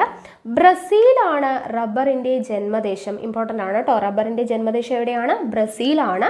1875 ബ്രിട്ടീഷുകാരനായ സർ വില്യംസ് ഹെൻറിയാണ് ഇന്ത്യയിലേക്ക് ആദ്യമായിട്ട് റബ്ബർ വിത്തുകൾ കൊണ്ടുവന്നത്. ആരാണ്? 1875 ബ്രിട്ടീഷുകാരനായ സർ വില്യംസ് ഹെൻറിയാണ് റബ്ബർ വിത്തുകൾ ആദ്യമായിട്ട് ഇന്ത്യയിലേക്ക് കൊണ്ടുവരുന്നത്. മധ്യ തിരുവിതാംകൂറിലെ കുന്നിൻ ചെരുവുകളിൽ ആരംഭിച്ച റബ്ബർ കൃഷി മലബാറിലേക്കുണ്ടായ കുടിയേറ്റത്തിലൂടെ വടക്കൻ ജില്ലകളിലേക്കും വ്യാപിച്ചു. അപ്പോൾ ബ്രസീലാണ് റബ്ബറിൻ്റെ ജന്മദേശം എന്നുള്ളത് ഓർക്കുക. 1875 ബ്രിട്ടീഷുകാരനായിട്ടുള്ള സർ വില്യം ഹെൻറിയാണ് ഇന്ത്യയിലേക്ക് റബ്ബർ വിത്തുകൾ കൊണ്ടുവന്നത് എന്നുള്ളത് ഓർത്തിരിക്കാം. ഇനി അടുത്ത ഇമ്പോർട്ടൻ്റ് ആയിട്ടുള്ള ടോപ്പിക്കാണ് ധാതുക്കളും ധാതു അധിഷ്ഠിത വ്യവസായങ്ങളും. Minerals and mineral based industries. ധാതുക്കളും ധാതു അധിഷ്ഠിത വ്യവസായങ്ങളും. വൈവിധ്യമാർന്ന ധാതു വിഭവങ്ങൾ കൊണ്ട് അനുഗ്രഹീതമായ രാജ്യമാണ് ഇന്ത്യ. ഇന്ത്യയിലെ ധാതു വിഭവങ്ങളിൽ ഏറിയ പങ്കും ഉപദ്വീപീയ പീഠഭൂമിയിലെ ആഗ്നേയ കായാന്തരിത ശിലകളുമായി ബന്ധപ്പെട്ട് കാണുന്നു. നമ്മൾ ഉപദ്വീപീയ പീഠഭൂമി കുറേ പ്രാവശ്യം പഠിച്ചു. ആ പഠിച്ച ഭാഗത്തൊക്കെ നമ്മൾ പറഞ്ഞതാണ് ഒത്തിരി ധാതു വിഭവങ്ങൾ എവിടെ കാണപ്പെടുന്നുണ്ട്? ഉപദ്വീപീയ പീഠഭൂമിയിൽ കാണപ്പെടുന്നുണ്ട് എന്ന് നമ്മൾ പഠിച്ചായിരുന്നു അല്ലേ. അപ്പോൾ ഉപദ്വീപീയ പീഠഭൂമിയിലെ ആഗ്നേയ കായാന്തരിത ശിലകളുമായി ബന്ധപ്പെട്ട് കാണപ്പെടുന്ന ധാതു വിഭവങ്ങളാണ് ഇന്ത്യയിൽ ഏറിയ പങ്കും ഉള്ളത്. കാർഷിക വിളകൾ, കൃഷി അധിഷ്ഠിത വ്യവസായങ്ങൾക്കെന്ന പോലെ ധാതു വിഭവങ്ങൾ വിവിധ ധാതു അധിഷ്ഠിത വ്യവസായങ്ങൾക്ക് അസംസ്കൃത വസ്തുക്കൾ പ്രദാനം ചെയ്യുന്നു. ഇന്ത്യയുടെ വ്യാവസായിക അടിത്തറയ്ക്ക് നിദാനമാകുന്നത് ഇവിടുത്തെ ധാതു വിഭവങ്ങളാണ്. വ്യാവസായിക അടിസ്ഥാനത്തിന് അടിത്തറയാകുന്നത് എന്താണ്? ധാതു വിഭവങ്ങൾ തന്നെയാണ്. ഇന്ത്യയിലെ പ്രധാന ധാതുക്കളെ വർഗീകരിച്ചിരിക്കുന്നത് നോക്കൂ ഇവിടെ കൊടുത്തിട്ടുണ്ട്. ധാതുക്കളെ രണ്ടായിട്ട് ആദ്യം തിരിച്ചിട്ടുണ്ട്. ലോഹധാതുക്കൾ എന്നും അലോഹധാതുക്കൾ എന്നും തിരിച്ചിട്ടുണ്ട്. അതിൽ ലോഹധാതുക്കളെ വീണ്ടും രണ്ടായിട്ട് തിരിച്ചിട്ടുണ്ട്. ഇരുമ്പിൻ്റെ അംശമുള്ളവ, ഇരുമ്പിൻ്റെ അംശമില്ലാത്തവ എന്ന് തിരിച്ചിട്ടുണ്ട്. ഓക്കെ, അലോഹധാതുക്കളെ ധാതു ഇന്ധനങ്ങളെന്നും മറ്റു ധാതുക്കളെന്നും തിരിച്ചിട്ടുണ്ട്. അപ്പോൾ അതിൽ ലോഹധാതുക്കളിൽ ഇരുമ്പിൻ്റെ അംശമുള്ളവയ്ക്ക് എക്സാമ്പിളായിട്ട് ഇരുമ്പയിരും മാംഗനീസ് കൊടുത്തിട്ടുണ്ട്. ഇരുമ്പിൻ്റെ അംശമില്ലാത്തവയ്ക്ക് എക്സാമ്പിളായിട്ട് സ്വർണം, വെള്ളി, ചെമ്പ്, ബോക്സൈറ്റ് കൊടുത്തിട്ടുണ്ട്. ധാതു ഇന്ധനങ്ങൾക്ക് എക്സാമ്പിളായിട്ട് കൽക്കരി, പെട്രോളിയം, മറ്റു ധാതുക്കളിൽ വരുന്നതാണ് അഭ്രം. ഇങ്ങനൊരു ഇതായിട്ട് തിരിച്ചു കൊടുത്തിട്ടുണ്ട്. അപ്പോൾ ഈ തരംതിരിച്ച് ഡിവിഷൻ ചെയ്തിരിക്കുന്നത് ഇമ്പോർട്ടൻ്റ് ആണ്. അതൊന്ന് നിങ്ങൾ നോക്കി വെക്കുക കേട്ടോ. ലോഹങ്ങളുടെ സ്രോതസ്സുകളാണ് എന്ത്? ലോഹധാതുക്കൾ. ലോഹങ്ങളുടെ സ്രോതസ്സുകൾ എന്താണ്? ലോഹധാതുക്കളാണ്. ലോഹധാതുക്കളെ ഇരുമ്പിൻ്റെ അംശമുള്ളവയെന്നും അല്ലാത്തവയെന്നും തരംതിരിക്കാം. നമ്മളിപ്പോൾ പഠിച്ചു. ഇന്ത്യയിലെ ചില പ്രധാന ധാതുക്കളെക്കുറിച്ചും അനുബന്ധ വ്യവസായങ്ങളെക്കുറിച്ചുമാണ് ഇനി നമ്മൾ നോക്കാൻ പോകുന്നത്. ആദ്യം തന്നെ ഇരുമ്പയിരു നിക്ഷേപങ്ങളും ഇരുമ്പുരുക്കു വ്യവസായവും. ഓക്കെ, അപ്പോൾ ഇരുമ്പയിരിൽ നിന്നാണ് ഇരുമ്പ് എന്ന ലോഹം വേർതിരിച്ചെടുക്കുന്നത്, അല്ലെ? ഇരുമ്പയിരിൽ നിന്നാണ് ഇരുമ്പ് എന്ന് പറയുന്ന ലോഹം വേർതിരിച്ചെടുക്കുന്നത്. മാഗ്നറ്റൈറ്റ്, ഹെമറ്റൈറ്റ്, ലിമോണൈറ്റ്, സിഡറൈറ്റ് എന്നീ 4 തരം ഇരുമ്പയിരു നിക്ഷേപങ്ങൾ ഇന്ത്യയിൽ കാണപ്പെടുന്നു. അപ്പോൾ ഇന്ത്യയിൽ കാണപ്പെടുന്ന ഇരുമ്പയിരു നിക്ഷേപങ്ങൾ ഏതൊക്കെയാണ്? Magnetite, haematite, limonite, siderite. Okay, അപ്പോൾ ഈ 4 തരത്തിലുള്ള ഇരുമ്പയിരു നിക്ഷേപങ്ങളാണ് ഇന്ത്യയിൽ പ്രധാനമായും കാണപ്പെടുന്നത്. ലോകത്തെ മൊത്തം ഇരുമ്പയിരു നിക്ഷേപത്തിൻ്റെ 20% എവിടെയാണ്? ഇന്ത്യയിലാണ്. ലോകത്തെ മൊത്തം ഇരുമ്പയിരു നിക്ഷേപത്തിൻ്റെ 20% കാണപ്പെടുന്നത് ഇന്ത്യയിലാണ്. ഇരുമ്പയിര് കയറ്റുമതിയിൽ ഇന്ത്യ 4ാം സ്ഥാനത്താണ്. ഓക്കെ, ഇരുമ്പയിര് കയറ്റുമതി ചെയ്യുന്നതിൽ ഇന്ത്യയുടെ സ്ഥാനം എത്രയാണ്? 4ാം സ്ഥാനമാണ്. ഇന്ത്യയിൽ ഖനനം ചെയ്യുന്ന ഇരുമ്പയിരിൻ്റെ 50 മുതൽ 60% വരെ ജപ്പാൻ, കൊറിയ, യൂറോപ്യൻ രാജ്യങ്ങൾ, ഗൾഫ് രാജ്യങ്ങൾ എന്നിവിടങ്ങളിലേക്കാണ് കയറ്റുമതി ചെയ്യുന്നത്. അപ്പോൾ മൊത്തം, അതായത് കയറ്റുമതി ചെയ്യുന്നതിൻ്റെ 20% ഇന്ത്യയിലാണ് എന്ന് പറഞ്ഞു, അല്ലേ? കയറ്റുമതി ചെയ്യുന്നതിൽ ഇന്ത്യ 4ാം സ്ഥാനത്താണെന്ന് പറഞ്ഞു. അപ്പോൾ ഇന്ത്യയിൽ ഖനനം ചെയ്യുന്ന ഇരുമ്പയിരിൻ്റെ 50 മുതൽ 60% വരെ എവിടെയാണ്? ജപ്പാൻ, കൊറിയ, യൂറോപ്യൻ രാജ്യങ്ങൾ, ഗൾഫ് രാജ്യങ്ങൾ എന്നിവിടങ്ങളിലേക്കാണ് കയറ്റുമതി ചെയ്യുന്നത്. ഇരുമ്പയിരിൻ്റെ ആഭ്യന്തര ഉപയോഗം വർദ്ധിച്ചിട്ടുണ്ട്. ഇന്ത്യയിലെ പ്രധാന ഇരുമ്പയിര് ഖനന മേഖലകൾ ഏതെല്ലാമാണ് എന്നുള്ളത് ഇവിടെ കൊടുത്തിട്ടുണ്ട്. ഓക്കെ, അപ്പോൾ ഇരുമ്പയിര് ഖനന മേഖലകളുടെ ടേബിളാണ് കൊടുത്തിട്ടുള്ളത്. സംസ്ഥാനം ഒഡീഷയിലുള്ളത് ഏതൊക്കെയാണ്? സുന്ദർഗഡ്, മയൂർഭഞ്ച്, ഝാർ. ഓക്കെ, ഒഡീഷയിൽ സ്ഥിതി ചെയ്യുന്ന ഇരുമ്പയിര് ഖനന മേഖലകളാണ് സുന്ദർഗഡ്, മയൂർഭഞ്ച്, ഝാർ എന്നിവ. ഓക്കെ, ഇനി ജാർഖണ്ഡിൽ സ്ഥിതി ചെയ്യുന്ന ഏതാണ്? സിക്ബം, ദുർഗ് തുടങ്ങിയവയാണ്. ഓക്കെ, സിക്ബം, ദുർഗ്. ദെൻ കർണാടകയിൽ വരുന്നതാണ് ബെല്ലാരി, ചിക്മഗളൂർ, ഷിമോഗ, ചിത്രദുർഗ്. ഓക്കെ, കർണാടകയിൽ വരുന്നതാണ് ബെല്ലാരി, ചിക്മഗളൂർ, ഷിമോഗ, ചിത്രദുർഗ്. ദെൻ ഗോവയിൽ വരുന്നതാണ് മർമഗോവ. തമിഴ്നാട്ടിൽ സേലം, നീലഗിരി. ഗോവയും തമിഴ്നാടും അത്ര മാറിപ്പോകില്ല, ബാക്കിയുള്ളതൊക്കെ എന്തായാലും പഠിച്ചു വയ്ക്കുക. ഒഡീഷയിൽ ഏതൊക്കെയാണ്? സുന്ദർഗഡ്, മയൂർഭഞ്ച്, ഝാർ. ജാർഖണ്ഡിൽ സിക്ബം, ദുർഗ്. കർണാടകയിൽ ബെല്ലാരി, ചിക്മഗളൂർ, ഷിമോഗ, ചിത്രദുർഗ്. ഗോവയിൽ മർമഗോവ. തമിഴ്നാട്ടിൽ സേലം, നീലഗിരി. ഓക്കെ, അപ്പോൾ പ്രധാനപ്പെട്ട ഇരുമ്പയിര് മേഖലകൾ ഏതൊക്കെയാണെന്ന് മനസ്സിലായല്ലോ. ഇനി ഇന്ത്യയിലെ ഏറ്റവും വലിയ ധാതു അധിഷ്ഠിത വ്യവസായമാണ് ഇരുമ്പുരുക്ക് വ്യവസായം. എപ്പോഴും ചോദിച്ചിട്ടുള്ളതാണ്. എന്താണ്? ഇന്ത്യയിലെ ഏറ്റവും വലിയ ധാതു അധിഷ്ഠിത വ്യവസായം ഏതാണ്? ഇരുമ്പുരുക്ക് വ്യവസായമാണ്. ഇരുമ്പുരുക്ക് വ്യവസായശാലകൾക്ക് ആവശ്യമായിട്ടുള്ള അസംസ്കൃത വസ്തുക്കൾ ഏതൊക്കെയാണ്? ഇരുമ്പയിര്, കൽക്കരി, മാംഗനീസ്, ചുണ്ണാമ്പുകല്ല്, ഡോളമൈറ്റ് എന്നിവയാണ്. ഓക്കെ, ഇരുമ്പുരുക്ക് വ്യവസായശാലകൾക്ക് ആവശ്യമായ അസംസ്കൃത വസ്തുക്കൾ ഏതൊക്കെയാണ്? ഇരുമ്പയിര്, കൽക്കരി, മാംഗനീസ്, ചുണ്ണാമ്പുകല്ല്, ഡോളമൈറ്റ് എന്നിവയാണ്. ഓക്കെ, ഇരുമ്പുരുക്ക് വ്യവസായത്തിലെ ഒരു പ്രധാന അസംസ്കൃത വസ്തുവാണ് കൽക്കരി. ഇരുമ്പുരുക്ക് വ്യവസായത്തിലെ പ്രധാന അസംസ്കൃത വസ്തു ഏതാണ്? കൽക്കരിയാണ്. ഇന്ത്യയിലെ ഇരുമ്പയിര് നിക്ഷേപങ്ങൾ കൽക്കരിപ്പാടങ്ങൾക്ക് സമീപത്തായിട്ട് കാണപ്പെടുന്നു. ഇരുമ്പയിര് നിക്ഷേപങ്ങൾ എവിടെയാണ് കാണപ്പെടുന്നത്? കൽക്കരിപ്പാടങ്ങൾക്ക് സമീപത്തായി കാണപ്പെടുന്നു എന്നത് ഏറെ വ്യാവസായിക പ്രാധാന്യം അർഹിക്കുന്നു. മേൽപ്പറഞ്ഞ അസംസ്കൃത വസ്തുക്കളെ കൂടാതെ ജലലഭ്യത, ഗതാഗത സൗകര്യങ്ങൾ, കയറ്റുമതി സൗകര്യങ്ങൾ, തൊഴിലാളികളുടെ ലഭ്യത തുടങ്ങിയവയും ഇരുമ്പുരുക്ക് വ്യവസായത്തിൻ്റെ സ്ഥാനനിർണയത്തിന് പരിഗണിക്കുന്നു. അപ്പോൾ എന്താണ്? ഇരുമ്പുരുക്ക് വ്യവസായത്തിൻ്റെ സ്ഥാനനിർണയത്തിൽ അസംസ്കൃത വസ്തുക്കളുടെ ലഭ്യത, അതുപോലെ തന്നെ കൽക്കരി പാടങ്ങൾക്ക് സമീപത്തായിട്ടാണ് ഇരുമ്പയിര് നിക്ഷേപങ്ങൾ കാണപ്പെടുന്നത് എന്നുള്ളത് മാത്രമല്ല, പിന്നെന്തൊക്കെയാണ് സ്ഥാനം നിർണ്ണയിക്കുന്നതിനുള്ള ഘടകങ്ങൾ? ജലലഭ്യത, ഗതാഗത സൗകര്യങ്ങൾ, കയറ്റുമതി സൗകര്യങ്ങൾ, തൊഴിലാളികളുടെ ലഭ്യത, ഇതെല്ലാം നോക്കിയിട്ടാണ്. ഓക്കെ, ഇനി പ്രധാനപ്പെട്ട ഇരുമ്പുരുക്ക് വ്യവസായശാലകളും അത് സ്ഥിതി ചെയ്യുന്ന സംസ്ഥാനവും അതിൻ്റെ സവിശേഷതയായിട്ട് ഒരു ടേബിൾ കൊടുത്തിട്ടുണ്ട്. വളരെയധികം ഇമ്പോർട്ടൻ്റ് ആണ്, നോക്കുക. ടാറ്റ ഇരുമ്പുരുക്ക് കമ്പനി, നമ്മൾ ഈ പറയുന്ന ഓരോ സെക്ഷനിൽ നിന്നും ഓരോ ചോദ്യങ്ങൾ വരാവുന്ന ഒരു ഏരിയ ആണ് കേട്ടോ. അപ്പോൾ അത്രത്തോളം ഇമ്പോർട്ടൻസ് കൊടുത്ത് പഠിക്കുക. ടാറ്റ ഇരുമ്പുരുക്ക് കമ്പനി ടിസ്കോ ആണ്. അപ്പോൾ ടാറ്റ ഇരുമ്പുരുക്ക് കമ്പനി അല്ലെങ്കിൽ ടിസ്കോ സ്ഥിതി ചെയ്യുന്ന സംസ്ഥാനം ചോദിച്ചാൽ ജാർഖണ്ഡ് ആണ്. എക്സാക്റ്റ് പ്ലേസ് എവിടെയാണ്? ജംഷഡ്പൂർ ആണ്. ഓക്കെ, ടാറ്റ ഇരുമ്പുരുക്ക് കമ്പനി ജാർഖണ്ഡിലാണ്, ജംഷഡ്പൂരിലാണ്. ഓക്കെ, സവിശേഷത എന്താണ്? ഏറ്റവും വലിയ സ്വകാര്യ മേഖലാ ഇരുമ്പുരുക്ക് വ്യവസായശാലയാണ് ടാറ്റ ഇരുമ്പുരുക്ക് കമ്പനി അല്ലെങ്കിൽ ടിസ്കോ എന്ന് പറയുന്നത്. ഓക്കെ, ഏറ്റവും വലിയ സ്വകാര്യ മേഖലാ ഇരുമ്പുരുക്ക് വ്യവസായശാലയാണ് ടിസ്കോ എന്ന് പറയുന്നത്. എവിടെയാണ് സ്ഥിതി ചെയ്യുന്നത്? ജാർഖണ്ഡിലാണ്, ജംഷഡ്പൂരിലാണ്. Okay, clear. ഇനി Indian iron and steel company, Indian iron and steel company സ്ഥിതി ചെയ്യുന്നത് പശ്ചിമ ബംഗാളിലാണ്. ഓക്കെ, പശ്ചിമ ബംഗാളാണ് സംസ്ഥാനം. ഇനി സ്ഥലം എവിടെയാണെന്ന് ചോദിച്ചാൽ കുൾട്ടി, ബറൺപൂർ, ഹിരാപൂർ. ഓക്കെ, കുൾട്ടി, ബറൺപൂർ, ഹിരാപൂർ തുടങ്ങിയ സ്ഥലങ്ങളിലാണ്. സവിശേഷത എന്താ? പൊതുമേഖലയിലെ ആദ്യ ഇരുമ്പുരുക്ക് വ്യവസായശാല. ഏറ്റവും വലിയ സ്വകാര്യ മേഖലാ ഇരുമ്പുരുക്ക് വ്യവസായശാലയാണ് ടിസ്കോ അല്ലെങ്കിൽ ടാറ്റ ഇരുമ്പുരുക്ക് കമ്പനി. ജാർഖണ്ഡിൽ ജംഷഡ്പൂരിൽ സ്ഥിതി ചെയ്യുന്നു. പൊതുമേഖലയിലെ ആദ്യ ഇരുമ്പുരുക്ക് വ്യവസായശാലയാണ് Indian iron and steel company. Kulti, Burnpur, Hirapur പശ്ചിമ ബംഗാളിലാണ് സ്ഥിതി ചെയ്യുന്നത്. ഓക്കെ, ഇനി അടുത്തത് Visvesvaraya iron and steel works limited. Okay, VISL, Visvesvaraya iron and steel works limited എവിടെയാണ് സ്ഥിതി ചെയ്യുന്നത്? കർണാടകയിലാണ്, ഭദ്രാവതി എന്ന് പറയുന്ന സ്ഥലത്താണ്. ഓക്കെ, കർണാടകയിൽ ഭദ്രാവതിയിലാണ്. ദക്ഷിണേന്ത്യയിലെ ആദ്യത്തെ ഇരുമ്പുരുക്ക് വ്യവസായശാലയാണ് Visvesvaraya iron and steel works limited. അങ്ങോട്ടും ഇങ്ങോട്ടും മാറിപ്പോകരുത്. ദക്ഷിണേന്ത്യയിലെ ആദ്യത്തെ ഇരുമ്പുരുക്ക് വ്യവസായശാല Visvesvaraya iron and steel works limited. പൊതുമേഖലയിലെ ആദ്യത്തെ ഇരുമ്പുരുക്ക് വ്യവസായശാല ഇന്ത്യൻ അയൺ ആൻഡ് സ്റ്റീൽ കമ്പനിയാണ്. ഓക്കെ, അപ്പോൾ നോക്കുക. ഇനി അടുത്തത് ഹിന്ദുസ്ഥാൻ സ്റ്റീൽ ലിമിറ്റഡ് ഭിലായ്. ഭിലായ് എവിടെയാണ്?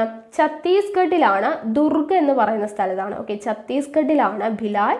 ഭിച്ചറ എന്ന് പറഞ്ഞാൽ നമ്മൾ കോഡൊക്കെ വെച്ച് പഠിച്ചിട്ടുണ്ടായിരുന്നു അല്ലേ? ഭിച്ചറ എന്ന് പറയുമ്പോൾ ഭിലായ് ഛത്തീസ്ഗഡ്, റാ എന്ന് പറയുമ്പോൾ റഷ്യയുടെ സഹായത്തോടു കൂടി അല്ലേ?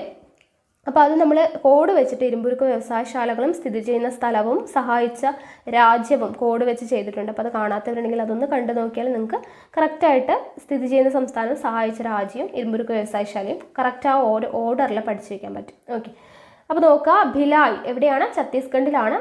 റഷ്യയുടെ സഹായത്തോടു കൂടിയിട്ട് 1959 സ്ഥാപിച്ചതാണ്. ഏത്? Bhilai, Hindustan steel limited Bhilai. അടുത്തത് റൂർക്കേലയാണ്. Hindustan steel limited Rourkela. റൂർക്കേല എവിടെയാണ്? ഒഡീഷയിലാണ്, സുന്ദർഗഡ് എന്ന് പറയുന്ന സ്ഥലത്താണ്, ഒഡീഷയിലാണ്. ആരുടെ സഹായത്തോടു കൂടി? ജർമ്മനിയുടെ, റുവോജ എന്ന് ഓർത്താൽ മതി. റൂർക്കേല, ഒഡീഷ, ജർമ്മനിയുടെ സഹായത്തോടു കൂടി റുവോജയിലാണ്. ഓക്കെ, റുവോജ എന്ന് ഓർത്ത് വെച്ചാൽ മതി കേട്ടോ. അടുത്തത് ദുർഗാപൂർ. ദുർഗാപൂർ നമ്മൾ എന്താണ് പഠിച്ചത്? ദുപ്പബ്രി എന്ന് പഠിച്ചു അല്ലേ? അപ്പോൾ ദുർഗാപൂർ പശ്ചിമ ബംഗാളാണ്. ബ്രിട്ടന്റെ അല്ലെങ്കിൽ UK സഹായത്തോടു കൂടിയിട്ടാണ് പ്രവർത്തനം ആരംഭിക്കുന്നത്. 1962 പശ്ചിമ ബംഗാളിൽ എവിടെയാണ്? ദുർഗാപൂർ എന്ന് പറയുന്ന സ്ഥലത്താണ്. ഓക്കെ, അടുത്തത് ബൊക്കാറോ. ബൊക്കാറോ ബൊജറ എന്നാണ് നമ്മൾ പഠിച്ചു വെച്ചത്. ബൊക്കാറോ ജാർഖണ്ഡിലാണ്. ഓക്കെ, ജാർഖണ്ഡിലാണ്. റഷ്യയുടെ സഹായത്തോടു കൂടി 1964 ഓക്കെ, അപ്പോൾ ഇത്രയും കിട്ടിയെന്ന് വിചാരിക്കുന്ന ഈ ഒരു ടേബിൾ വളരെയധികം ഇമ്പോർട്ടൻ്റ് ആണ്, പഠിച്ചു വെച്ചേക്കാം. ഓക്കെ, ഇനി ഇരുമ്പുരുക്കിൻ്റെ കാര്യം പറഞ്ഞു അല്ലേ? ഇരുമ്പിൻ്റെ കാര്യം പറഞ്ഞു. ഇനി മാംഗനീസ് ആണ് നമ്മൾ നോക്കുന്നത്. ഇരുമ്പുരുക്ക് വ്യവസായത്തിൽ ഉപയോഗിക്കുന്ന പ്രധാന ലോഹധാതുവാണ് മാംഗനീസ് എന്ന് പറയുന്നത്. ഇരുമ്പുരുക്ക് വ്യവസായത്തിൽ ഉപയോഗിക്കുന്ന പ്രധാന ലോഹധാതുവാണ് എന്ത്? മാംഗനീസ് എന്ന് പറയുന്നത്. ഓക്കെ, അത് ചോദിക്കാവുന്നതാണ്. ഇരുമ്പുരുക്ക് വ്യവസായത്തിൽ ഉപയോഗിക്കുന്ന പ്രധാന അസംസ്കൃത വസ്തു ഏതാണെന്ന് ചോദിച്ചാൽ കൽക്കരിയാണ്. ഇരുമ്പുരുക്ക് വ്യവസായത്തിൽ ഉപയോഗിക്കുന്ന പ്രധാന ലോഹധാതു ഏതാണെന്ന് ചോദിച്ചാൽ ഏതാണ്? അത് മാംഗനീസ് ആണ്. ഇരുമ്പയിര് നിക്ഷേപങ്ങൾക്ക് സമീപമായി പൊതുവെ മാംഗനീസ് നിക്ഷേപങ്ങളും എന്ത് ചെയ്യുന്നുണ്ട്? കണ്ടുവരുന്നുണ്ട്. ഒഡീഷയാണ് ഉൽപാദനത്തിൽ ഏറ്റവും മുന്നിൽ. മാംഗനീസ് ഉൽപാദനത്തിൽ മുന്നിൽ നിൽക്കുന്നത് ആരാണ്? ഒഡീഷയാണ്. കർണാടകം, മഹാരാഷ്ട്ര, മധ്യപ്രദേശ് എന്നിവയാണ് മറ്റ് പ്രധാന ഉൽപാദക സംസ്ഥാനങ്ങൾ. ഓക്കെ, കർണാടകം, മഹാരാഷ്ട്ര, മധ്യപ്രദേശ് എന്നിവയാണ് മറ്റ് പ്രധാന ഉൽപാദക സംസ്ഥാനങ്ങൾ. ഇരുമ്പുമായി കൂട്ടിക്കലർത്തി സങ്കരലോഹങ്ങൾ നിർമ്മിക്കുന്നതിന് മാംഗനീസ് ഉപയോഗിക്കുന്നു. ഓക്കെ, ഇരുമ്പുമായി കൂട്ടിക്കലർത്തി സങ്കരലോഹങ്ങൾ നിർമ്മിക്കുന്നതിന് ഉപയോഗിക്കുന്നത് ഏതാണ്? മാംഗനീസ് ആണ്. ഓക്കെ, ഇനി ഇവിടെ ചില ധാതുക്കളും അതിൻ്റെ ഉപയോഗവും പ്രധാന ഉൽപാദക സംസ്ഥാനങ്ങളും കൊടുത്തിട്ടുണ്ട്. അപ്പോൾ അത് നമുക്കൊന്ന് നോക്കാം. ആദ്യം സ്വർണം ഉപയോഗിക്കുന്ന എന്തിനാണ്? നമുക്കറിയാം, ആഭരണ നിർമ്മാണത്തിന് വേണ്ടിയിട്ടാണ്. പ്രധാന ഉൽപാദക സംസ്ഥാനങ്ങൾ കർണാടകം, അല്ലെ? സ്വർണം നമ്മുടെ കർണത്തിൽ, നമ്മൾ ചെവിയിലിടില്ലേ, കമ്മൽ, സ്വർണ്ണം ഇടും. അപ്പോൾ ആ ഒരു രീതിയിൽ ഓർത്തു കഴിഞ്ഞാൽ സ്വർണം കർണാടക കിട്ടിക്കോളും, അല്ലേ? അടുത്തത് വെള്ളി എന്തിനാണ് നമ്മൾ ഉപയോഗിക്കുന്നത്? ആഭരണ നിർമ്മാണത്തിന് ഉപയോഗിക്കും. ഇലക്ട്രോ പ്ലേറ്റിംഗ്, ഫോട്ടോഗ്രഫി എന്നിവയ്ക്കും ഉപയോഗിക്കുന്നുണ്ട്. ഓക്കെ, ആഭരണ നിർമ്മാണത്തിനും ഇലക്ട്രോ പ്ലേറ്റിങ്ങിനും ഫോട്ടോഗ്രഫിക്കും നമ്മൾ ഉപയോഗിക്കുന്നുണ്ട്. എവിടേക്കാണ് കാണപ്പെടുന്നത്? രാജസ്ഥാൻ, ജാർഖണ്ഡ്, കർണാടകം തുടങ്ങിയവയിലാണ് കാണപ്പെടുന്നത്. ഓക്കെ, രാജസ്ഥാൻ, ജാർഖണ്ഡ്, കർണാടകം. അപ്പോൾ വെള്ളി എന്നൊക്കെ പറയുമ്പോൾ ആഭരണങ്ങളൊക്കെ ഉണ്ടാക്കാനല്ലേ. അപ്പോൾ നമ്മൾ രാജാക്കന്മാരൊക്കെ ആഭരണങ്ങൾ ഇടും എന്നുള്ള രീതിയിൽ വെള്ളിയുടെ ആഭരണങ്ങൾ ഇടും എന്നിങ്ങനെ ഓർക്കാം. ഇല്ലെങ്കിൽ നമ്മൾ വെള്ളിയുടെ സാധനങ്ങളൊക്കെ നമ്മൾ എന്താണ് ജാറിനകത്ത് ഇട്ട് വെക്കും എന്നുള്ളത് ഓർത്ത് കഴിഞ്ഞാൽ ജാർഖണ്ഡ് കിട്ടും. ഇല്ലെങ്കിൽ വെള്ളിയുടെ കമ്മലൊക്കെ ഇടുമല്ലോ കർണം ചെവി എന്നുള്ള രീതിയിൽ, അപ്പോൾ അത് കർണാടകം. ആ ഒരു രീതിയിൽ എങ്ങനെയെങ്കിലുമൊക്കെ കണക്ട് ചെയ്തിട്ട് ഇതൊക്കെ ഓർത്ത് വെക്കാനായിട്ട് ശ്രമിക്കുക കേട്ടോ.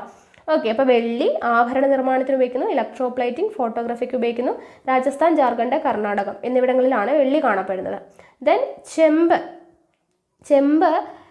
എന്തിനു വേണ്ടിയിട്ടാണ് ഉപയോഗിക്കുന്നത്? വൈദ്യുതോപകരണ വ്യവസായങ്ങളിൽ ചാലകമായിട്ട് ഉപയോഗിക്കുന്നതാണ് ചെമ്പ് അല്ലെങ്കിൽ കോപ്പർ എന്ന് പറയുന്നത്. പ്രധാന ഉൽപാദക സംസ്ഥാനങ്ങൾ ഏതൊക്കെയാണ്? ജാർഖണ്ഡ്, രാജസ്ഥാൻ, മധ്യപ്രദേശ് എന്നിവിടങ്ങളിലാണ് ചെമ്പ് കൂടുതലായിട്ടും ഉൽപ്പാദിപ്പിക്കുന്നത്. ജാർഖണ്ഡ്, രാജസ്ഥാൻ, മധ്യപ്രദേശ് എന്നിവിടങ്ങളിലാണ്. ഓക്കെ, ഇനി അടുത്തത് ബോക്സൈറ്റ് അലൂമിനിയത്തിൻ്റെ അയിരാണ്. നമ്മൾ പഠിച്ചിട്ടുള്ളതാണ്, അല്ലേ? അലൂമിനിയത്തിൻ്റെ അയിരാണ് ബോക്സൈറ്റ് എന്ന് പറയുന്നത്. ബോക്സൈറ്റ് വിമാനം, വൈദ്യുതോപകരണങ്ങൾ, ഗാർഹികോപകരണങ്ങൾ എന്നിവയ്ക്ക് വേണ്ടിയിട്ടാണ് ഉപയോഗിക്കുന്നത്. ഓക്കെ, വിമാനം, വൈദ്യുതോപകരണങ്ങൾ, ഗാർഹികോപകരണങ്ങൾ എന്നിവയ്ക്ക് വേണ്ടി ഉപയോഗിക്കുന്നതാണ് ബോക്സൈറ്റ്. അപ്പോൾ അതിൻ്റെ പ്രധാനമായിട്ട് ബോക്സൈറ്റ് ഉൽപ്പാദിപ്പിക്കുന്ന എവിടെയൊക്കെയാണ്? ജാർഖണ്ഡ്, ഛത്തീസ്ഗഡ്, മധ്യപ്രദേശ്, ഒഡീഷ. ഓക്കെ, ജാർഖണ്ഡ്, ഛത്തീസ്ഗഡ്, മധ്യപ്രദേശ്, ഒഡീഷ എന്നിവിടങ്ങളിലാണ്. അടുത്തതാണ് അഭ്രം അല്ലെങ്കിൽ മൈക്ക എന്ന് പറയുന്നത്. വൈദ്യുതോപകരണ വ്യവസായങ്ങളിൽ ഇൻസുലേറ്ററായിട്ട് ഉപയോഗിക്കുന്നത് ചോദിക്കുന്നതാണ് കേട്ടോ. വൈദ്യുതോപകരണ വ്യവസായങ്ങളിൽ ഇൻസുലേറ്ററായിട്ട് ഉപയോഗിക്കുന്ന ധാതു ഏതാണ് എന്ന് ചോദിച്ചു കഴിഞ്ഞാൽ അഭ്രമാണ്. ഓക്കെ, അല്ലെങ്കിൽ മൈക്ക എന്നൊക്കെ തരും. അപ്പോൾ മൈക്ക അല്ലെങ്കിൽ അഭ്രം വൈദ്യുതോപകരണ വ്യവസായങ്ങളിൽ ഇൻസുലേറ്ററായിട്ട് ഉപയോഗിക്കുന്നു. ആന്ധ്രാപ്രദേശ്, രാജസ്ഥാൻ, ജാർഖണ്ഡ്, ബീഹാർ എന്നിവിടങ്ങളിലാണ് ഉൽപ്പാദിപ്പിക്കുന്നത്. ആന്ധ്രാപ്രദേശ്, രാജസ്ഥാൻ, ജാർഖണ്ഡ്, ബീഹാർ എന്നിവിടങ്ങളിലാണ്. ചാലകമായിട്ട് ഉപയോഗിക്കുന്ന ധാതു ഏതായിരുന്നു? ചെമ്പായിരുന്നു. വൈദ്യുതോപകരണ വ്യവസായങ്ങളിൽ ഇൻസുലേറ്ററായിട്ട് ഉപയോഗിക്കുന്ന ഏതാണ്? അഭ്രമാണ്. ഓക്കെ, അതുപോലെ വിമാനത്തിൽ ഉപയോഗിക്കുന്നത് ഏതാണ് എന്നൊക്കെ ചോദിക്കാം. അപ്പോൾ ബോക്സൈറ്റ് അങ്ങനെയൊക്കെ ഓർത്ത് വെക്കണം കേട്ടോ. ഓക്കെ, അപ്പോൾ അത് എന്തായാലും ഈ ഒരു ടേബിൾ ഇമ്പോർട്ടൻ്റ് ആണ്, ഓർത്തിരിക്കാം.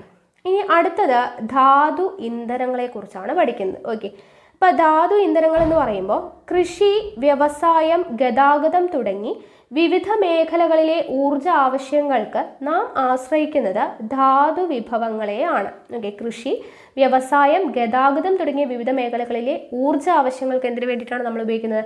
ധാതു വിഭവങ്ങളെയാണ് ഊർജത്തിന് വേണ്ടിയിട്ട് ഉപയോഗിക്കുന്നത്. കൽക്കരി, പെട്രോളിയം, പ്രകൃതിവാതകങ്ങൾ എന്നിവയാണ് പ്രധാന ഊർജ വിഭവങ്ങൾ. ഓക്കെ, ഏതൊക്കെയാണ്?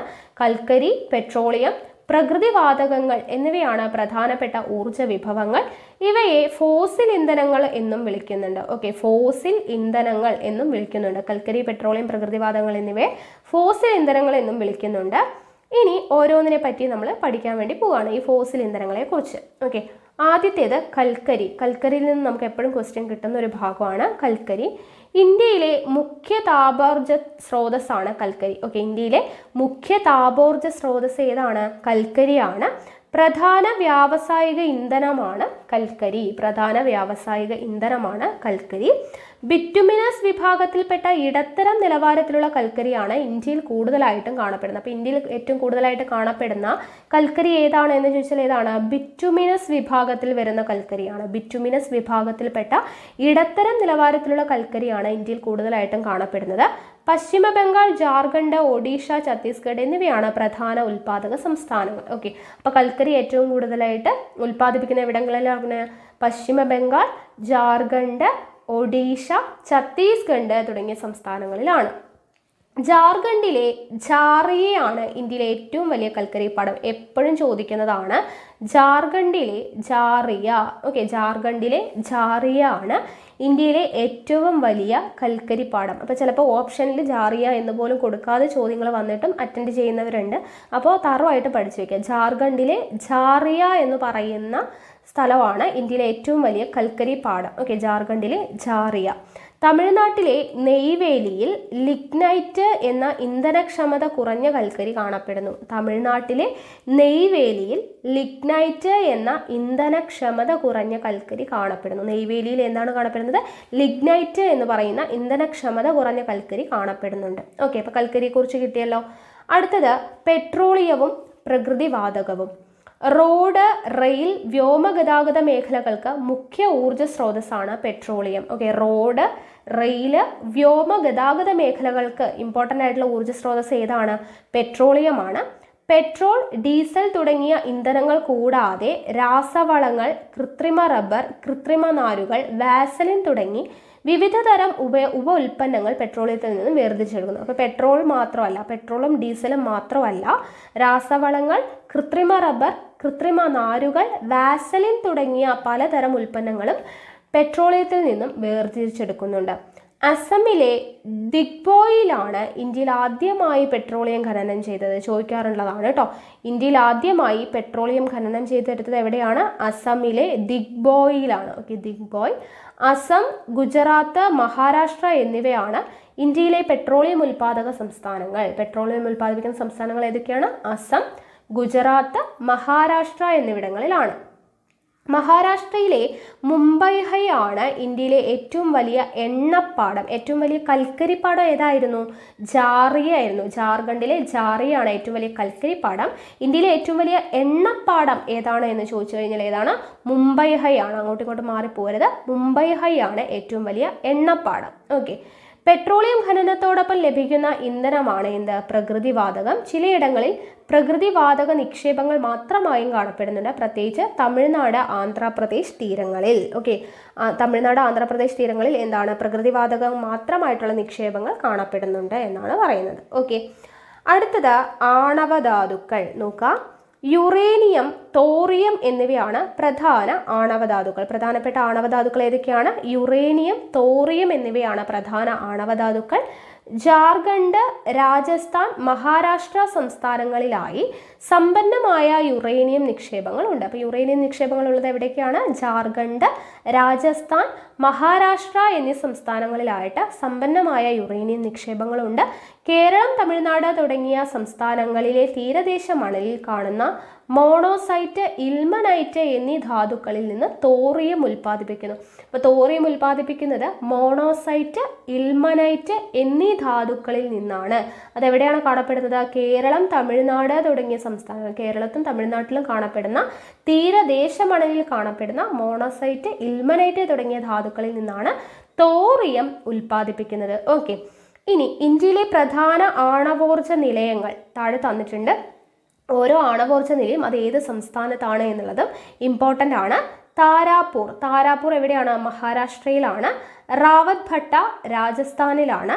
കൽപ്പാക്കം, കൂടംകുളം തമിഴ്നാട്ടിലാണ്. കൈഗ കർണാടക, കാക്രപാറ ഗുജറാത്തിലാണ്. നറോറ ഉത്തർപ്രദേശിലാണ്. ഓക്കെ, താരാപൂർ മഹാരാഷ്ട്ര, റാവത് ഭട്ട രാജസ്ഥാൻ, കൽപ്പാക്കം, കൂടംകുളം തമിഴ്നാട്, കൈഗ കർണാടകം, കാക്രപാറ ഗുജറാത്ത്, നറോറ ഉത്തർപ്രദേശ്. ഓക്കെ, അത് ഇമ്പോർട്ടൻ്റ് ആണ് കേട്ടോ. ഇനി പാരമ്പര്യേതര ഊർജ സ്രോതസ്സുകൾ. കൽക്കരി, പെട്രോളിയം തുടങ്ങിയ ധാതു വിഭവങ്ങളാണ് നാം ഏറെ കാലമായി ഊർജ ആവശ്യങ്ങൾക്കായിട്ട് ഉപയോഗപ്പെടുത്തുന്നത്, അല്ലേ? അതുകൊണ്ട് തന്നെ ഇത്തരം ഊർജ സ്രോതസ്സുകളെ പാരമ്പര്യ സ്രോതസ്സുകൾ എന്ന് വിളിക്കുന്നു. ഓക്കെ, കൽക്കരി, പെട്രോളിയം നമ്മൾ ധാതു വിഭവങ്ങൾ കുറേ കാലമായിട്ട് നമ്മൾ ഊർജ ആവശ്യങ്ങൾക്കായിട്ട് പ്രയോജനപ്പെടുത്തുന്നത് കൊണ്ട് തന്നെ ഇവയെ പാരമ്പര്യ സ്രോതസ്സുകൾ എന്നാണ് വിളിക്കുന്നത്. എന്നാൽ ഇത്തരം ധാതുക്കൾ പുനഃസ്ഥാപിക്കപ്പെടാത്തതിനാൽ ഭൂമിയിൽ ഈ വിഭവങ്ങൾ ശുഷ്കമായി കൊണ്ടിരിക്കുകയാണ്. കൂടാതെ ഇത്തരം ഇന്ധനങ്ങൾ കത്തിക്കുന്നത് വൻതോതിൽ പരിസ്ഥിതി മലിനീകരണവും സൃഷ്ടിക്കുന്നു. ഇതിന് ബദലായി നാം ഇന്ന് പാരമ്പര്യേതര ഊർജ്ജ സ്രോതസ്സുകൾ വ്യാപകമായി ഉപയോഗപ്പെടുത്താൻ തുടങ്ങിയിരിക്കുന്നു. സൗരോർജം, കാറ്റിൽ നിന്നുള്ള ഊർജം, തിരമാലയിൽ നിന്നുള്ള ഊർജം, വേലിയോർജം, ജൈവവാതകം എന്നിവയാണ് ഇന്ത്യയിലെ പ്രധാന പാരമ്പര്യേതര ഊർജ്ജ സ്രോതസ്സുകൾ. അപ്പോൾ പാരമ്പര്യ ഊർജ്ജ സ്രോതസ്സുകളാണ് കൽക്കരി, പെട്രോളിയം. അത് നമ്മൾ ഉപയോഗിക്കും തോറും അതിനെ നമുക്ക് പുനഃസ്ഥാപിക്കാൻ കഴിയില്ല, അത് ശുഷ്കമായി കൊണ്ടിരിക്കുകയാണ്. അപ്പം നമ്മൾ പാരമ്പര്യേതര ഊർജ്ജ സ്രോതസ്സുകളെ ആശ്രയിക്കാൻ തുടങ്ങി. ഏതൊക്കെയാണ് പാരമ്പര്യേതര ഊർജ്ജ സ്രോതസ്സുകൾ? സൗരോർജം, കാറ്റിൽ നിന്നുള്ള ഊർജം, തിരമാലയിൽ നിന്നുള്ള ഊർജം, വേലിയോർജം, ജൈവവാതകം എന്നിവയാണ് പാരമ്പര്യേതര ഊർജ്ജ സ്രോതസ്സുകൾ.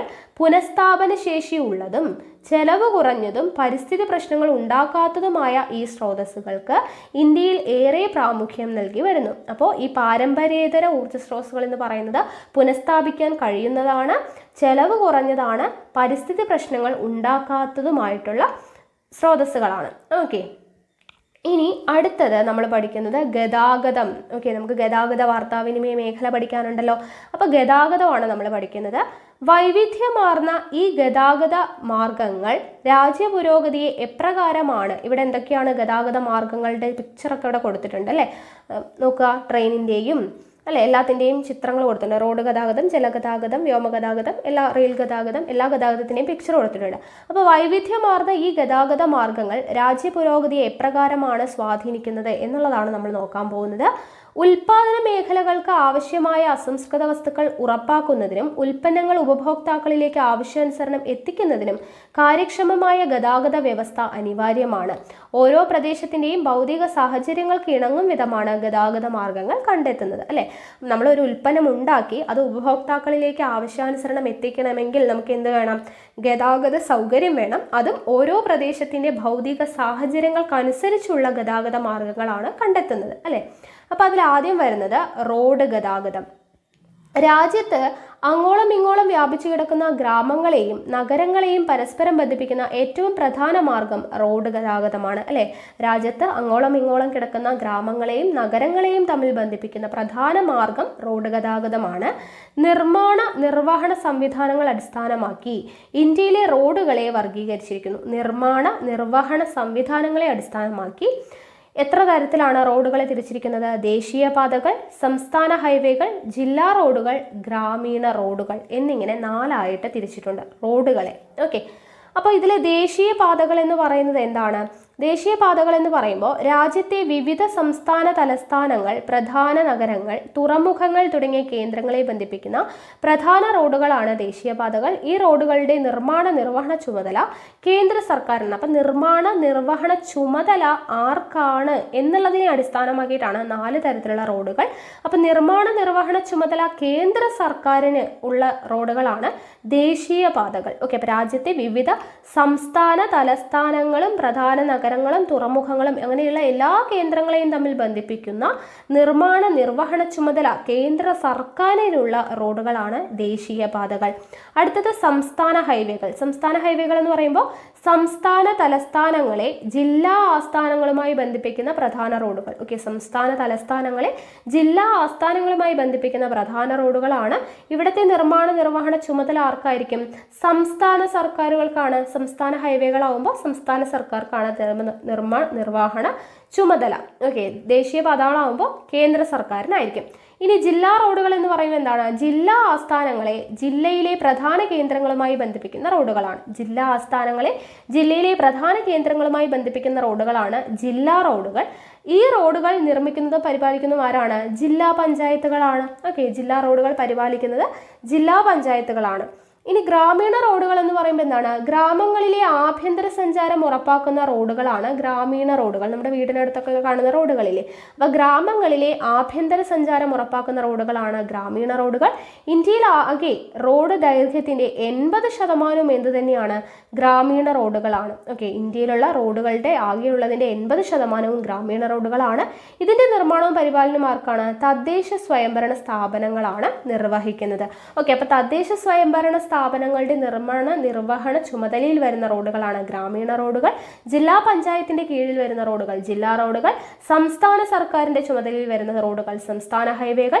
കേന്ദ്ര സർക്കാരിന്റെ നിർമ്മാണ നിർവഹണ ചുമതലയുള്ള റോഡുകളാണ് ദേശീയപാതകൾ. ഓക്കെ ആണല്ലോ. അപ്പോൾ ഈ ഒരു ടേബിൾ ഇമ്പോർട്ടൻ്റ് ആണ്, പഠിച്ചു വെക്കുക. ഇന്ത്യയിലെ മെഗാ നഗരങ്ങളായിട്ടുള്ള ഡൽഹി, മുംബൈ, ചെന്നൈ, കൊൽക്കത്ത എന്നിവിടങ്ങളെ തമ്മിൽ ബന്ധിപ്പിക്കുന്ന 6 വരി പാതകളായ സൂപ്പർ ഹൈവേകളെ ചേർത്ത് സുവർണ ചതുഷ്കോണ സൂപ്പർ ഹൈവേ എന്നാണ് പേര് നൽകിയിട്ടുള്ളത്. അപ്പോൾ ഇത് എപ്പോഴും ചോദിക്കുന്നതാണ്. സുവർണ ചതുഷ്കോണം എന്ന് പറയുന്നത് ആരെയൊക്കെയാണ് തമ്മിൽ ബന്ധിപ്പിക്കുന്നത്? ഡൽഹി, മുംബൈ, ചെന്നൈ, കൊൽക്കത്ത. ഓക്കെ, ഇന്ത്യയിലെ മെഗാ നഗരങ്ങളായിട്ടുള്ള ഡൽഹി, മുംബൈ, ചെന്നൈ, കൊൽക്കത്ത എന്നിവിടങ്ങളെ തമ്മിൽ ബന്ധിപ്പിക്കുന്ന 6 വരി പാതകളായിട്ടുള്ള സൂപ്പർ ഹൈവേകളെ ചേർത്ത് പറയുന്നതാണ് സുവർണ ചതുഷ്കോണ സൂപ്പർ ഹൈവേ എന്ന്. ഓക്കെ, നാഷണൽ ഹൈവേ അതോറിറ്റികളാണ് ഈ റോഡുകളുടെ ചുമതല. അപ്പോൾ ഈ സുവർണ ചതുഷ്കോണ സൂപ്പർ ഹൈവേ, ഇപ്പോൾ സൂപ്പർ ഹൈവേസിൻ്റെ ആർക്കാണ് ഇതിൻ്റെ ചുമതല? നാഷണൽ ഹൈവേ അതോറിറ്റിക്കാണ് ഈ റോഡുകളുടെയൊക്കെ ചുമതല വരുന്നത്. ഇന്ത്യയിൽ എല്ലായിടത്തും റോഡ് സാന്ദ്രത ഒരുപോലല്ല. പ്രദേശത്തിൻ്റെ ഭൂപ്രകൃതിയും സാമ്പത്തിക വികസന തലവുമാണ് മുഖ്യമായും റോഡ് ശൃംഖലയുടെ വികസന തോത് നിർണ്ണയിക്കുന്നത്. ഓക്കെ, അപ്പോൾ ഇത്രയാണ് നമുക്ക് റോഡ് ഗതാഗതത്തെക്കുറിച്ച് പറയാനുള്ളത്. ഇനി അടുത്തത് റെയിൽ ഗതാഗതം. റെയിൽ ഗതാഗതം എന്ന് പറയുമ്പോൾ ഏഷ്യയിലെ ഏറ്റവും വലിയ റെയിൽവേ ശൃംഖല ഇന്ത്യയിലാണ്. ഏഷ്യ എന്ന് പറയുന്ന വൻകര എടുത്തു കഴിഞ്ഞാൽ അവിടെയുള്ളതിൽ വെച്ച് ഏറ്റവും വലിയ റെയിൽവേ ശൃംഖല ഇന്ത്യയിലാണുള്ളത്. ഇന്ത്യയിലെ ഏറ്റവും വലിയ പൊതുമേഖലാ സംരംഭം കൂടിയാണ് ഇന്ത്യൻ റെയിൽവേ. എപ്പോഴും ചോദിക്കുന്നതാണ്, ഇന്ത്യയിലെ ഏറ്റവും വലിയ പൊതുമേഖലാ സംരംഭം ഏതാണ്? ഇന്ത്യൻ റെയിൽവേ ആണ്. സഞ്ചാരത്തിനും ചരക്കു ഗതാഗതത്തിനും ഒരുപോലെ പ്രധാനമാണ് റെയിൽ ഗതാഗതം. ഓക്കെ, സഞ്ചാരത്തിനും അതെ ചരക്കു ഗതാഗതത്തിനും ഒരുപോലെ പ്രധാനപ്പെട്ടതാണ് റെയിൽ ഗതാഗതം. ഇന്ത്യയുടെ വ്യാവസായിക വളർച്ചയിൽ നിർണായക സ്ഥാനമാണ് റെയിൽവേക്കുള്ളത്. ഓക്കെ, ഇന്ത്യയുടെ വ്യാവസായിക വളർച്ചയിൽ നിർണായക സ്ഥാനമാണ് റെയിൽവേക്കുള്ളത്.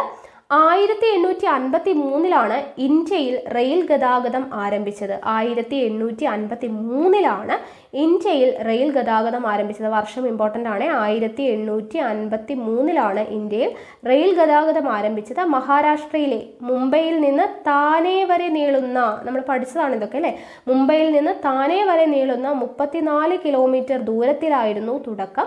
ഭരണനിർവഹണത്തിനായി ഇന്ത്യൻ റെയിൽവേ 16 മേഖലകളായിട്ട് തിരിച്ചിരിക്കുന്നു. ഓക്കെ, ഇന്ത്യൻ റെയിൽവേ എത്ര മേഖലകളാക്കി തിരിച്ചിരിക്കുന്നു? 16 മേഖലകളാക്കിയിട്ട് തിരിച്ചിരിക്കുന്നു. അപ്പോൾ പാളങ്ങൾ തമ്മിലുള്ള അകലത്തിൻ്റെ അടിസ്ഥാനത്തിൽ റെയിൽവേയുടെ വർഗീകരണം കൊടുത്തിട്ടുണ്ട്. ഓക്കെ, പാളങ്ങൾ തമ്മിലുള്ള അകലത്തിൻ്റെ അടിസ്ഥാനത്തിലാണ്.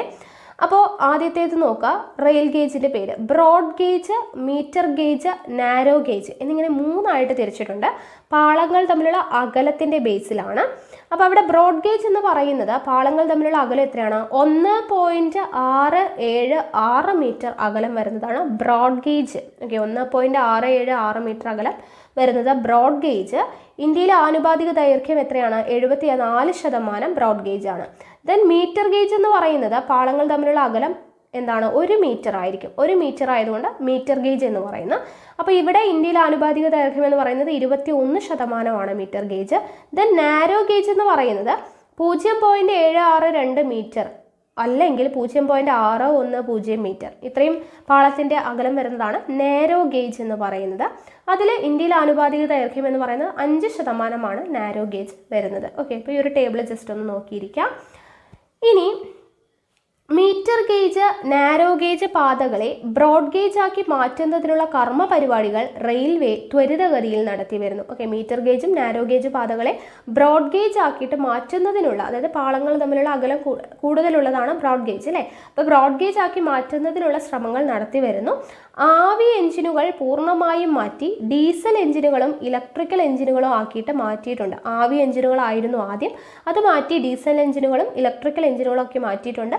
കൂടാതെ പ്രധാന നഗരങ്ങൾ കേന്ദ്രീകരിച്ച് മെട്രോ റെയിൽ പദ്ധതി നടപ്പിലാക്കി വരുന്നു എന്നുള്ളത് കൊടുത്തിട്ടുണ്ട്. ഓക്കെ, ഇനി ഇവിടെ കൊങ്കൺ റെയിൽവേ എന്ന് പറഞ്ഞ് കൊടുത്തിട്ടുണ്ട്. നോക്കുക, 1998 നിർമ്മാണം പൂർത്തീകരിച്ച കൊങ്കൺ റെയിൽവേ ഇന്ത്യൻ റെയിൽവേ കൈവരിച്ച നേട്ടങ്ങളിൽ ഏറ്റവും ശ്രദ്ധേയമാണ്. അപ്പോൾ 1998 എന്ത് കൊങ്കൺ റെയിൽവേ പൂർത്തീകരിക്കുന്നത്. ഓക്കെ, ഇനി മഹാരാഷ്ട്രയിലെ റോഹ മുതൽ കർണാടകത്തിലെ മംഗലാപുരം വരെ 760 കിലോമീറ്റർ ആണ് ആകെ നീളം. കൊങ്കൺ റെയിൽവേയുടെ നീളമാണ് പറയുന്നത്. മഹാരാഷ്ട്രയിലെ റോഹ മുതൽ കർണാടകത്തിലെ മംഗലാപുരം വരെ 760 കിലോമീറ്റർ ആണ് ആകെ നീളം. സഞ്ചാരപാതയിൽ 146 നദികൾ പിന്നിടുന്ന ഈ പാതയിൽ ഏകദേശം 2000 പാലങ്ങളും 91 തുരങ്കങ്ങളും ഉണ്ട്. 146 നദികൾ പിന്നിടുന്നുണ്ട്, 2000 പാലങ്ങളുണ്ട്, 91 തുരങ്കങ്ങളുണ്ട്. ഏഷ്യയിലെ ഏറ്റവും വലിയ റെയിൽ തുരങ്കം ഇവിടെയാണ്. Okay, 6.5 kilometre. മഹാരാഷ്ട്ര, ഗോവ, കർണാടകം എന്നീ സംസ്ഥാനങ്ങൾ ഈ സംരംഭത്തിന്റെ പങ്കാളികളാണ്. മഹാരാഷ്ട്ര, ഗോവ, കർണാടകം. ഓക്കെ, കൊങ്കൺ റെയിൽവേയും കൂടെ ഒന്ന് നോക്കി വയ്ക്കാം. അടുത്തത് ജലഗതാഗതത്തെ കുറിച്ചാണ്. വൻതോതിലുള്ള ചരക്കു ഗതാഗതത്തിന് ഏറ്റവും യോജിച്ച മാർഗമാണ് എന്ത്? ജലഗതാഗതം. വൻതോതിലുള്ള ചരക്കു ഗതാഗതത്തിന് ഏറ്റവും യോജിച്ച മാർഗം ജലഗതാഗതമാണ്. ജലഗതാഗതത്തിന്റെ പൊതുവായിട്ടുള്ള മേന്മകൾ എന്തൊക്കെയാണ്? ഏറ്റവും ചെലവ് കുറഞ്ഞ ഗതാഗത മാർഗമാണ്. വൻതോതിലുള്ള ചരക്കു ഗതാഗതത്തിന് ഉചിതം. പരിസ്ഥിതി മലിനീകരണം ഉണ്ടാകുന്നില്ല. അന്താരാഷ്ട്ര വ്യാപാരത്തിന് ഏറ്റവും അനുയോജിച്ചത്. അല്ലെ, ചെലവ് കുറവാണ്, വൻതോതിലുള്ള ചരക്കു ഗതാഗതത്തിന് ഉചിതമാണ്, പരിസ്ഥിതി മലിനീകരണം ഉണ്ടാവുന്നില്ല, പുകയോ ശബ്ദ മലിനീകരണമോ അങ്ങനെ ഒരു കാര്യം ഉണ്ടാവുന്നില്ല, അന്താരാഷ്ട്ര വ്യാപാരത്തിന് ഏറ്റവും അനുയോജിച്ചതാണ് ജലഗതാഗതം എന്ന് പറയുന്നത്. ജലഗതാഗതത്തെ പൊതുവായി രണ്ടായി തിരിക്കാം. ഏതൊക്കെയാണ്? ഉൾനാടൻ ജലഗതാഗതം എന്നും സമുദ്ര ജലഗതാഗതം എന്നും രണ്ടായിട്ട് തിരിക്കാം. ഓക്കെ, നദികൾ, കായലുകൾ, കനാലുകൾ തുടങ്ങിയ ജലാശയങ്ങളെയാണ് ഉൾനാടൻ ജലഗതാഗതത്തിനായിട്ട് ഉപയോഗിക്കുന്നത്. അപ്പോൾ ഉൾനാടൻ ജലഗതാഗതത്തിന് ഉപയോഗിക്കുന്ന എന്തിനൊക്കെയാണ്? നദികൾ, കായലുകൾ, കനാലുകൾ തുടങ്ങിയ ജലാശയങ്ങളാണ്. ഇന്ത്യയിൽ താഴെ പറയുന്ന ജലാശയങ്ങളെയാണ് വൻതോതിൽ ഉൾനാടൻ ജലഗതാഗതത്തിനായിട്ട് പ്രയോജനപ്പെടുത്തുന്നത്. അപ്പോൾ വൻതോതിൽ ഉൾനാടൻ ജലഗതാഗതത്തിന് പ്രയോജനപ്പെടുത്തുന്നത് ഏതൊക്കെയാണ്? ഗംഗ, ബ്രഹ്മപുത്ര നദികളും പോഷക നദികളും, ഗോദാവരി, കൃഷ്ണ നദികളും പോഷക നദികളും, ആന്ധ്ര തമിഴ്നാട് പ്രദേശത്തെ ബക്കിംഗ്ഹാം കനാൽ, ഗോവയിലെ മാണ്ഡോവി, സുവാരി നദികൾ, കേരളത്തിലെ കായലുകൾ. ഇതൊക്കെയാണ് ഉൾനാടൻ ജലഗതാഗതത്തിനായിട്ട് പ്രയോജനപ്പെടുത്തുന്നത്. ഏതൊക്കെയാണ്? ഗംഗാ, ബ്രഹ്മപുത്ര നദികളും അവയുടെ പോഷക നദികളും, ഗോദാവരി, കൃഷ്ണ നദികളും അവയുടെ പോഷക നദികളും, ആന്ധ്ര തമിഴ്നാട് പ്രദേശത്തെ ബക്കിംഗ്ഹാം കനാൽ, ഗോവയിലെ മാണ്ഡോവി, സുവാരി നദികൾ, കേരളത്തിലെ കായലുകൾ എന്നിവയാണ് എന്തിന്? ഉൾനാടൻ ജലഗതാഗതത്തിനായിട്ട് ഉപയോഗിക്കുന്നത്. 1986 ഉൾനാടൻ ജലഗതാഗത അതോറിറ്റി രൂപം കൊണ്ട ശേഷം ഇന്ത്യയിലെ 5 ജലപാതകളെ ദേശീയ ജലപാതകളായിട്ട് പ്രഖ്യാപിച്ചു. ഓക്കെ, 1986 ഉൾനാടൻ ജലഗതാഗത അതോറിറ്റി രൂപം കൊണ്ട ശേഷം. അപ്പോൾ ഉൾനാടൻ ജലഗതാഗത അതോറിറ്റി രൂപം കൊണ്ടത് എപ്പോഴാണ്? 1986 അതിനുശേഷം ഇന്ത്യയിലെ 5 ജലപാതകളെ ദേശീയ ജലപാതകളായിട്ട് പ്രഖ്യാപിച്ചു. അപ്പോൾ ഓരോ ദേശീയ ജലപാതയും അത് എവിടം മുതൽ എവിടം വരെയാണ്, ഏത് നദിയിലാണ് എന്നുള്ള കാര്യങ്ങളൊക്കെ പറയുന്നുണ്ട്. അതും ഇമ്പോർട്ടൻ്റ് ആണ് കേട്ടോ. നോക്കുക, ദേശീയ ജലപാത 1 എന്ന് പറയുന്നത് ഗംഗാ നദിയിലാണ്. ഗംഗാ നദിയിൽ അലഹബാദ് മുതൽ ഹാൽഡിയ വരെയാണ്. ഓക്കെ, ദേശീയ ജലപാത 1 ഗംഗാ നദിയിലാണ്. അലഹബാദ് മുതൽ ഹാൽഡിയ വരെയാണ്. 1620 കിലോമീറ്റർ ആണ് നീളം. ഓക്കെ, അടുത്തത് ദേശീയ ജലപാത 2 എന്ന് പറയുന്നത് ബ്രഹ്മപുത്ര നദിയിലാണ്. സതിയ മുതൽ ധൂബ്രി വരെയാണ്. 891 കിലോമീറ്റർ ആണ് വരുന്നത്. ദെൻ ദേശീയ ജലപാത 3 എന്ന് പറയുന്നത് കേരളത്തിൽ കൊല്ലം മുതൽ കോട്ടപ്പുറം വരെയുള്ള പശ്ചിമ തീര കനാൽ. കൊല്ലം മുതൽ കോട്ടപ്പുറം വരെയുള്ള പശ്ചിമ തീര കനാലാണ്. 205 കിലോമീറ്റർ ആണ് വരുന്നത്. ദേശീയ ജലപാത 4 ഗോദാവരി നദിയിലാണ്. ഗോദാവരി, കൃഷ്ണ നദികളുമായി ചേർന്നിട്ട് കാക്കിനട മുതൽ പുതുച്ചേരി വരെയുള്ള കനാലാണ്. ഓക്കെ, 1095 കിലോമീറ്റർ ആണ് വരുന്നത്. ഓക്കെ, കാക്കിനട ടു പുതുച്ചേരിയാണ്. അടുത്ത ദേശീയ ജലപാത 5 എന്ന് പറയുന്നത് പൂർവ്വതീര കനാലുമായി ബന്ധിപ്പിച്ചിട്ടുള്ള ബ്രഹ്മണി മഹാനദി ഡെൽറ്റ നദീ വ്യവസ്ഥയാണ്. ഓക്കെ, ബ്രഹ്മണി മഹാനദി ഡെൽറ്റ നദീ വ്യവസ്ഥ 623 കിലോമീറ്റർ ആണ്. അപ്പോൾ ഈ ഒരു ടേബിൾ ഇമ്പോർട്ടൻ്റ് ആണ്, ഇതും പഠിച്ചു വെച്ചേക്കാം കേട്ടോ. സഞ്ചാരത്തിനും ചരക്കു ഗതാഗതത്തിനും മാത്രമല്ല, ഉൾനാടൻ മത്സ്യബന്ധനത്തിനും വിനോദസഞ്ചാരത്തിനും ഉൾനാടൻ ജലഗതാഗതത്തെ പ്രയോജനപ്പെടുത്തുന്നു. ഓക്കെ, സഞ്ചാരത്തിനും ചരക്കു ഗതാഗതത്തിനും മാത്രമല്ല, ഉൾനാടൻ മത്സ്യബന്ധനത്തിനും വിനോദസഞ്ചാരത്തിനും ഉൾനാടൻ ജലഗതാഗതത്തെ പ്രയോജനപ്പെടുത്തുന്നുണ്ട്. ഇനി ഇന്ത്യയുടെ പടിഞ്ഞാറും കിഴക്കുമായിട്ട് 12ഓളം പ്രധാന തുറമുഖങ്ങളും 185ഓളം ചെറിയ തുറമുഖങ്ങളും ഉണ്ട്. അന്താരാഷ്ട്ര വാണിജ്യത്തിൽ ഇന്ത്യയിലെ തുറമുഖങ്ങൾക്ക് ശ്രദ്ധേയമായ സ്ഥാനമാണ് ഉള്ളത്. അപ്പോൾ ഇവിടെ പ്രധാനപ്പെട്ട ഇന്ത്യയിലെ തുറമുഖങ്ങൾ ഏതൊക്കെയാണെന്ന് കൊടുത്തിട്ടുണ്ട്. അപ്പോൾ 12ഓളം പ്രധാന തുറമുഖങ്ങളും 185ഓളം ചെറിയ തുറമുഖങ്ങളും ഉണ്ടെന്ന് പറഞ്ഞു. അപ്പോൾ ഇവിടെ പ്രധാനപ്പെട്ട തുറമുഖങ്ങൾ ഏതൊക്കെയാണ്? ഖണ്ഡ്ല, മുംബൈ, നെവാഷേവ, മർമഗോവ, മംഗലാപുരം, കൊച്ചി, തൂത്തുക്കുടി, ചെന്നൈ, വിശാഖപട്ടണം, പാരദ്വീപ്, ഹാൽഡിയ, കൊൽക്കത്ത. ഏതൊക്കെയാണ്? കണ്ട്ല, മുംബൈ, നെവാഷേവ, മർമഗോവ, മംഗലാപുരം, കൊച്ചി, തൂത്തുക്കുടി, ചെന്നൈ, വിശാഖപട്ടണം, പാരദ്വീപ്, ഹാൽഡിയ, കൊൽക്കത്ത എന്നിവയാണ്. ഓക്കെ, ഇനി വിഴിഞ്ഞം തുറമുഖ പദ്ധതി. ഓക്കെ, വിഴിഞ്ഞം തുറമുഖ പദ്ധതിയെക്കുറിച്ച് പറയുന്നുണ്ട്. വിഴിഞ്ഞം ആഴക്കടൽ വിവിധോദ്ദേശ തുറമുഖം യാഥാർത്ഥ്യമാകുന്നതോടുകൂടി കേരളത്തിന് 2 പ്രധാന തുറമുഖങ്ങളാകും. പൊതു സ്വകാര്യ പങ്കാളിത്തത്തോടുകൂടി നടപ്പിലാക്കാൻ വിഭാവനം ചെയ്ത ഈ പദ്ധതിയുടെ ആദ്യഘട്ടം കണ്ടെയ്നർ തുറമുഖമായാണ് വികസിപ്പിക്കുന്നത്. അന്താരാഷ്ട്ര കപ്പൽപാതയുടെ ഏറ്റവും അടുത്ത് സ്ഥിതി ചെയ്യുന്നതും എന്നാൽ സ്വാഭാവിക ആഴം 24 മീറ്ററിൽ കൂടുതലാണെന്നതും നിർദ്ദിഷ്ട തുറമുഖത്തിന്റെ സവിശേഷതകളാണ്. ജസ്റ്റ് വായിക്കുക. ഇനി വ്യോമഗതാഗതം. ഓക്കെ, ജലഗതാഗതം കഴിഞ്ഞു, വ്യോമഗതാഗതമാണ്. എയർപോർട്ട് അതോറിറ്റി ഓഫ് ഇന്ത്യയുടെ നിയന്ത്രണത്തിലാണ് ഇന്ത്യയുടെ വ്യോമഗതാഗതം. ഓക്കെ, എയർപോർട്ട് അതോറിറ്റി ഓഫ് ഇന്ത്യയുടെ നിയന്ത്രണത്തിലാണ് ഇന്ത്യയുടെ വ്യോമഗതാഗതം. ഇതിനു കീഴിൽ 11 അന്താരാഷ്ട്ര വിമാനത്താവളങ്ങളടക്കം 126 വിമാനത്താവളങ്ങളാണുള്ളത്. എയർ ഇന്ത്യ, ഇന്ത്യൻ എയർലൈൻസ് എന്നീ കോർപ്പറേഷനുകളാണ് യഥാക്രമം അന്താരാഷ്ട്ര ആഭ്യന്തര വിമാന സർവീസുകൾ കൈകാര്യം ചെയ്യുന്നത്. നിരവധി സ്വകാര്യ കമ്പനികളും ഇന്ത്യയിൽ വിമാന സർവീസുകൾ നടത്തുന്നുണ്ട്. അപ്പോൾ എയർ ഇന്ത്യ, ഇന്ത്യൻ എയർലൈൻസ് എന്നീ കോർപ്പറേഷനുകളാണ് യഥാക്രമം അന്താരാഷ്ട്ര ആഭ്യന്തര വിമാന സർവീസുകൾ കൈകാര്യം ചെയ്യുന്നത്. വാക്കുകളിലൂടെ വർണ്ണിക്കാനാവാത്തത്ര സമ്പന്നമാണ് ഇന്ത്യയുടെ വിഭവ വൈവിധ്യം എന്നത് ഇതിനോടകം നിങ്ങൾക്ക് ബോധ്യമായിട്ടുണ്ടാകും. ഈ വൈവിധ്യങ്ങളെ കൂടുതൽ ശാസ്ത്രീയമായും നീതിയുക്തമായും ഉപയോഗപ്പെടുത്താൻ കഴിഞ്ഞാൽ നമ്മുടെ രാജ്യത്തിൻ്റെ ഭാവി ഏറെ ശോഭനമാകും എക്കാലത്തേക്കും. ഓക്കെ, അപ്പോൾ ഇത്രയുമാണ് നമ്മുടെ ഇന്ത്യൻ ജിയോഗ്രഫി എന്ന് പറയുന്ന ഭാഗത്ത് വരുന്ന ചാപ്റ്റേഴ്സ്. നമ്മൾ മുഴുവൻ ചാപ്റ്റേഴ്സും 5 ചാപ്റ്ററാണ് ഉണ്ടായിരുന്നത്. അത് കംപ്ലീറ്റ് ആയിട്ട് SCERT ടെക്സ്റ്റ് ബുക്ക് ബേസ് ചെയ്ത് എടുത്തു തന്നിട്ടുണ്ട്. ഓക്കെ, അപ്പോൾ ഇന്ത്യൻ ജിയോഗ്രഫി എന്ന് പറയുന്ന ഭാഗം നമ്മുടെ SCERT ബേസ്ഡ് ആയിട്ടുള്ളത് കംപ്ലീറ്റ് ആയിട്ടുണ്ട്. ഓക്കെ ആണല്ലോ. അപ്പോൾ ഈ ചാപ്റ്റേഴ്സിൻ്റെ എല്ലാം PDF എന്ന് പറയുന്നത് ഞാൻ ഓരോ ടെക്സ്റ്റ് ബുക്കിലെയും ഓരോ ചാപ്റ്റർ എടുത്തിട്ടാണ് നിങ്ങൾക്ക് ക്ലാസ് എടുത്ത് തന്നത്. അപ്പോൾ ഞാൻ ആവശ്യമായിട്ടുള്ള ടെക്സ്റ്റ് ബുക്കുകളുടെ PDF തന്നെ ടെലഗ്രാമിൽ ഇട്ടേക്കാം. 5 മുതൽ 10 വരെയുള്ള എല്ലാ ടെക്സ്റ്റ് ബുക്കുകളുടെയും PDF ടെലഗ്രാമിൽ ഇട്ടേക്കാം. നമ്മൾ പഠിപ്പിക്കുന്നത് ഞാൻ പറയുന്നുണ്ടല്ലോ ഏത് ക്ലാസ്സിലെ ഏത് ടെക്സ്റ്റിലെ ഏത് പാഠമാണ് എന്നുള്ളത്. അപ്പോൾ അതിനനുസരിച്ച് നിങ്ങളത് വായിച്ചിട്ട് പഠിക്കുക. ഓക്കെ ആണല്ലോ. അപ്പോൾ നമ്മൾ ടെക്സ്റ്റ് ബുക്കുകളുടെ PDF നിങ്ങൾക്ക് ടെലഗ്രാമിൽ ഇട്ട് തന്നേക്കാം. ഓക്കെ ആണല്ലോ. അപ്പോൾ എന്തായാലും നമ്മുടെ ഇന്ത്യൻ ജിയോഗ്രഫി എന്ന് പറയുന്ന ഭാഗം കംപ്ലീറ്റ് ആയിട്ടുണ്ട്. ഇതുപോലെ നമ്മൾ സിവിക്സും എക്കണോമിക്സും ഇന്ത്യൻ ഹിസ്റ്ററി നമ്മൾ ഓൾറെഡി ചെയ്തിട്ടുണ്ട്.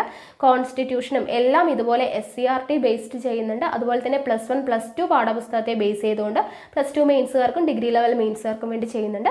ഇത് നമുക്ക് SCERT പഠിക്കുന്നത് 10th ലെവൽ പ്രിലിംസിന് വേണ്ടിയിട്ടുള്ളവർക്ക് വളരെയധികം യൂസ്ഫുൾ ആയിരിക്കും. +2 മെയിൻസുകാർക്കും ഡിഗ്രി ലെവൽ മെയിൻസുകാർക്കും ഇത് പഠിക്കാം. കൂടാതെ അവരെന്തും കൂടെ പഠിക്കണം, +1 +2 ടെക്സ്റ്റ് ബുക്കുകളും കൂടെ പഠിക്കണം. അത് നമ്മൾ സെപ്പറേറ്റ് ക്ലാസ് ചെയ്യുന്നുണ്ട്. അപ്പോൾ അതും കൂടെ നിങ്ങൾ കണ്ട് നല്ല രീതിയിൽ തന്നെ പഠിക്കുക. ഓക്കെ ആണല്ലോ. അപ്പോൾ എന്തായാലും നമുക്ക് അടുത്ത ക്ലാസ്സിൽ കാണാം. താങ്ക്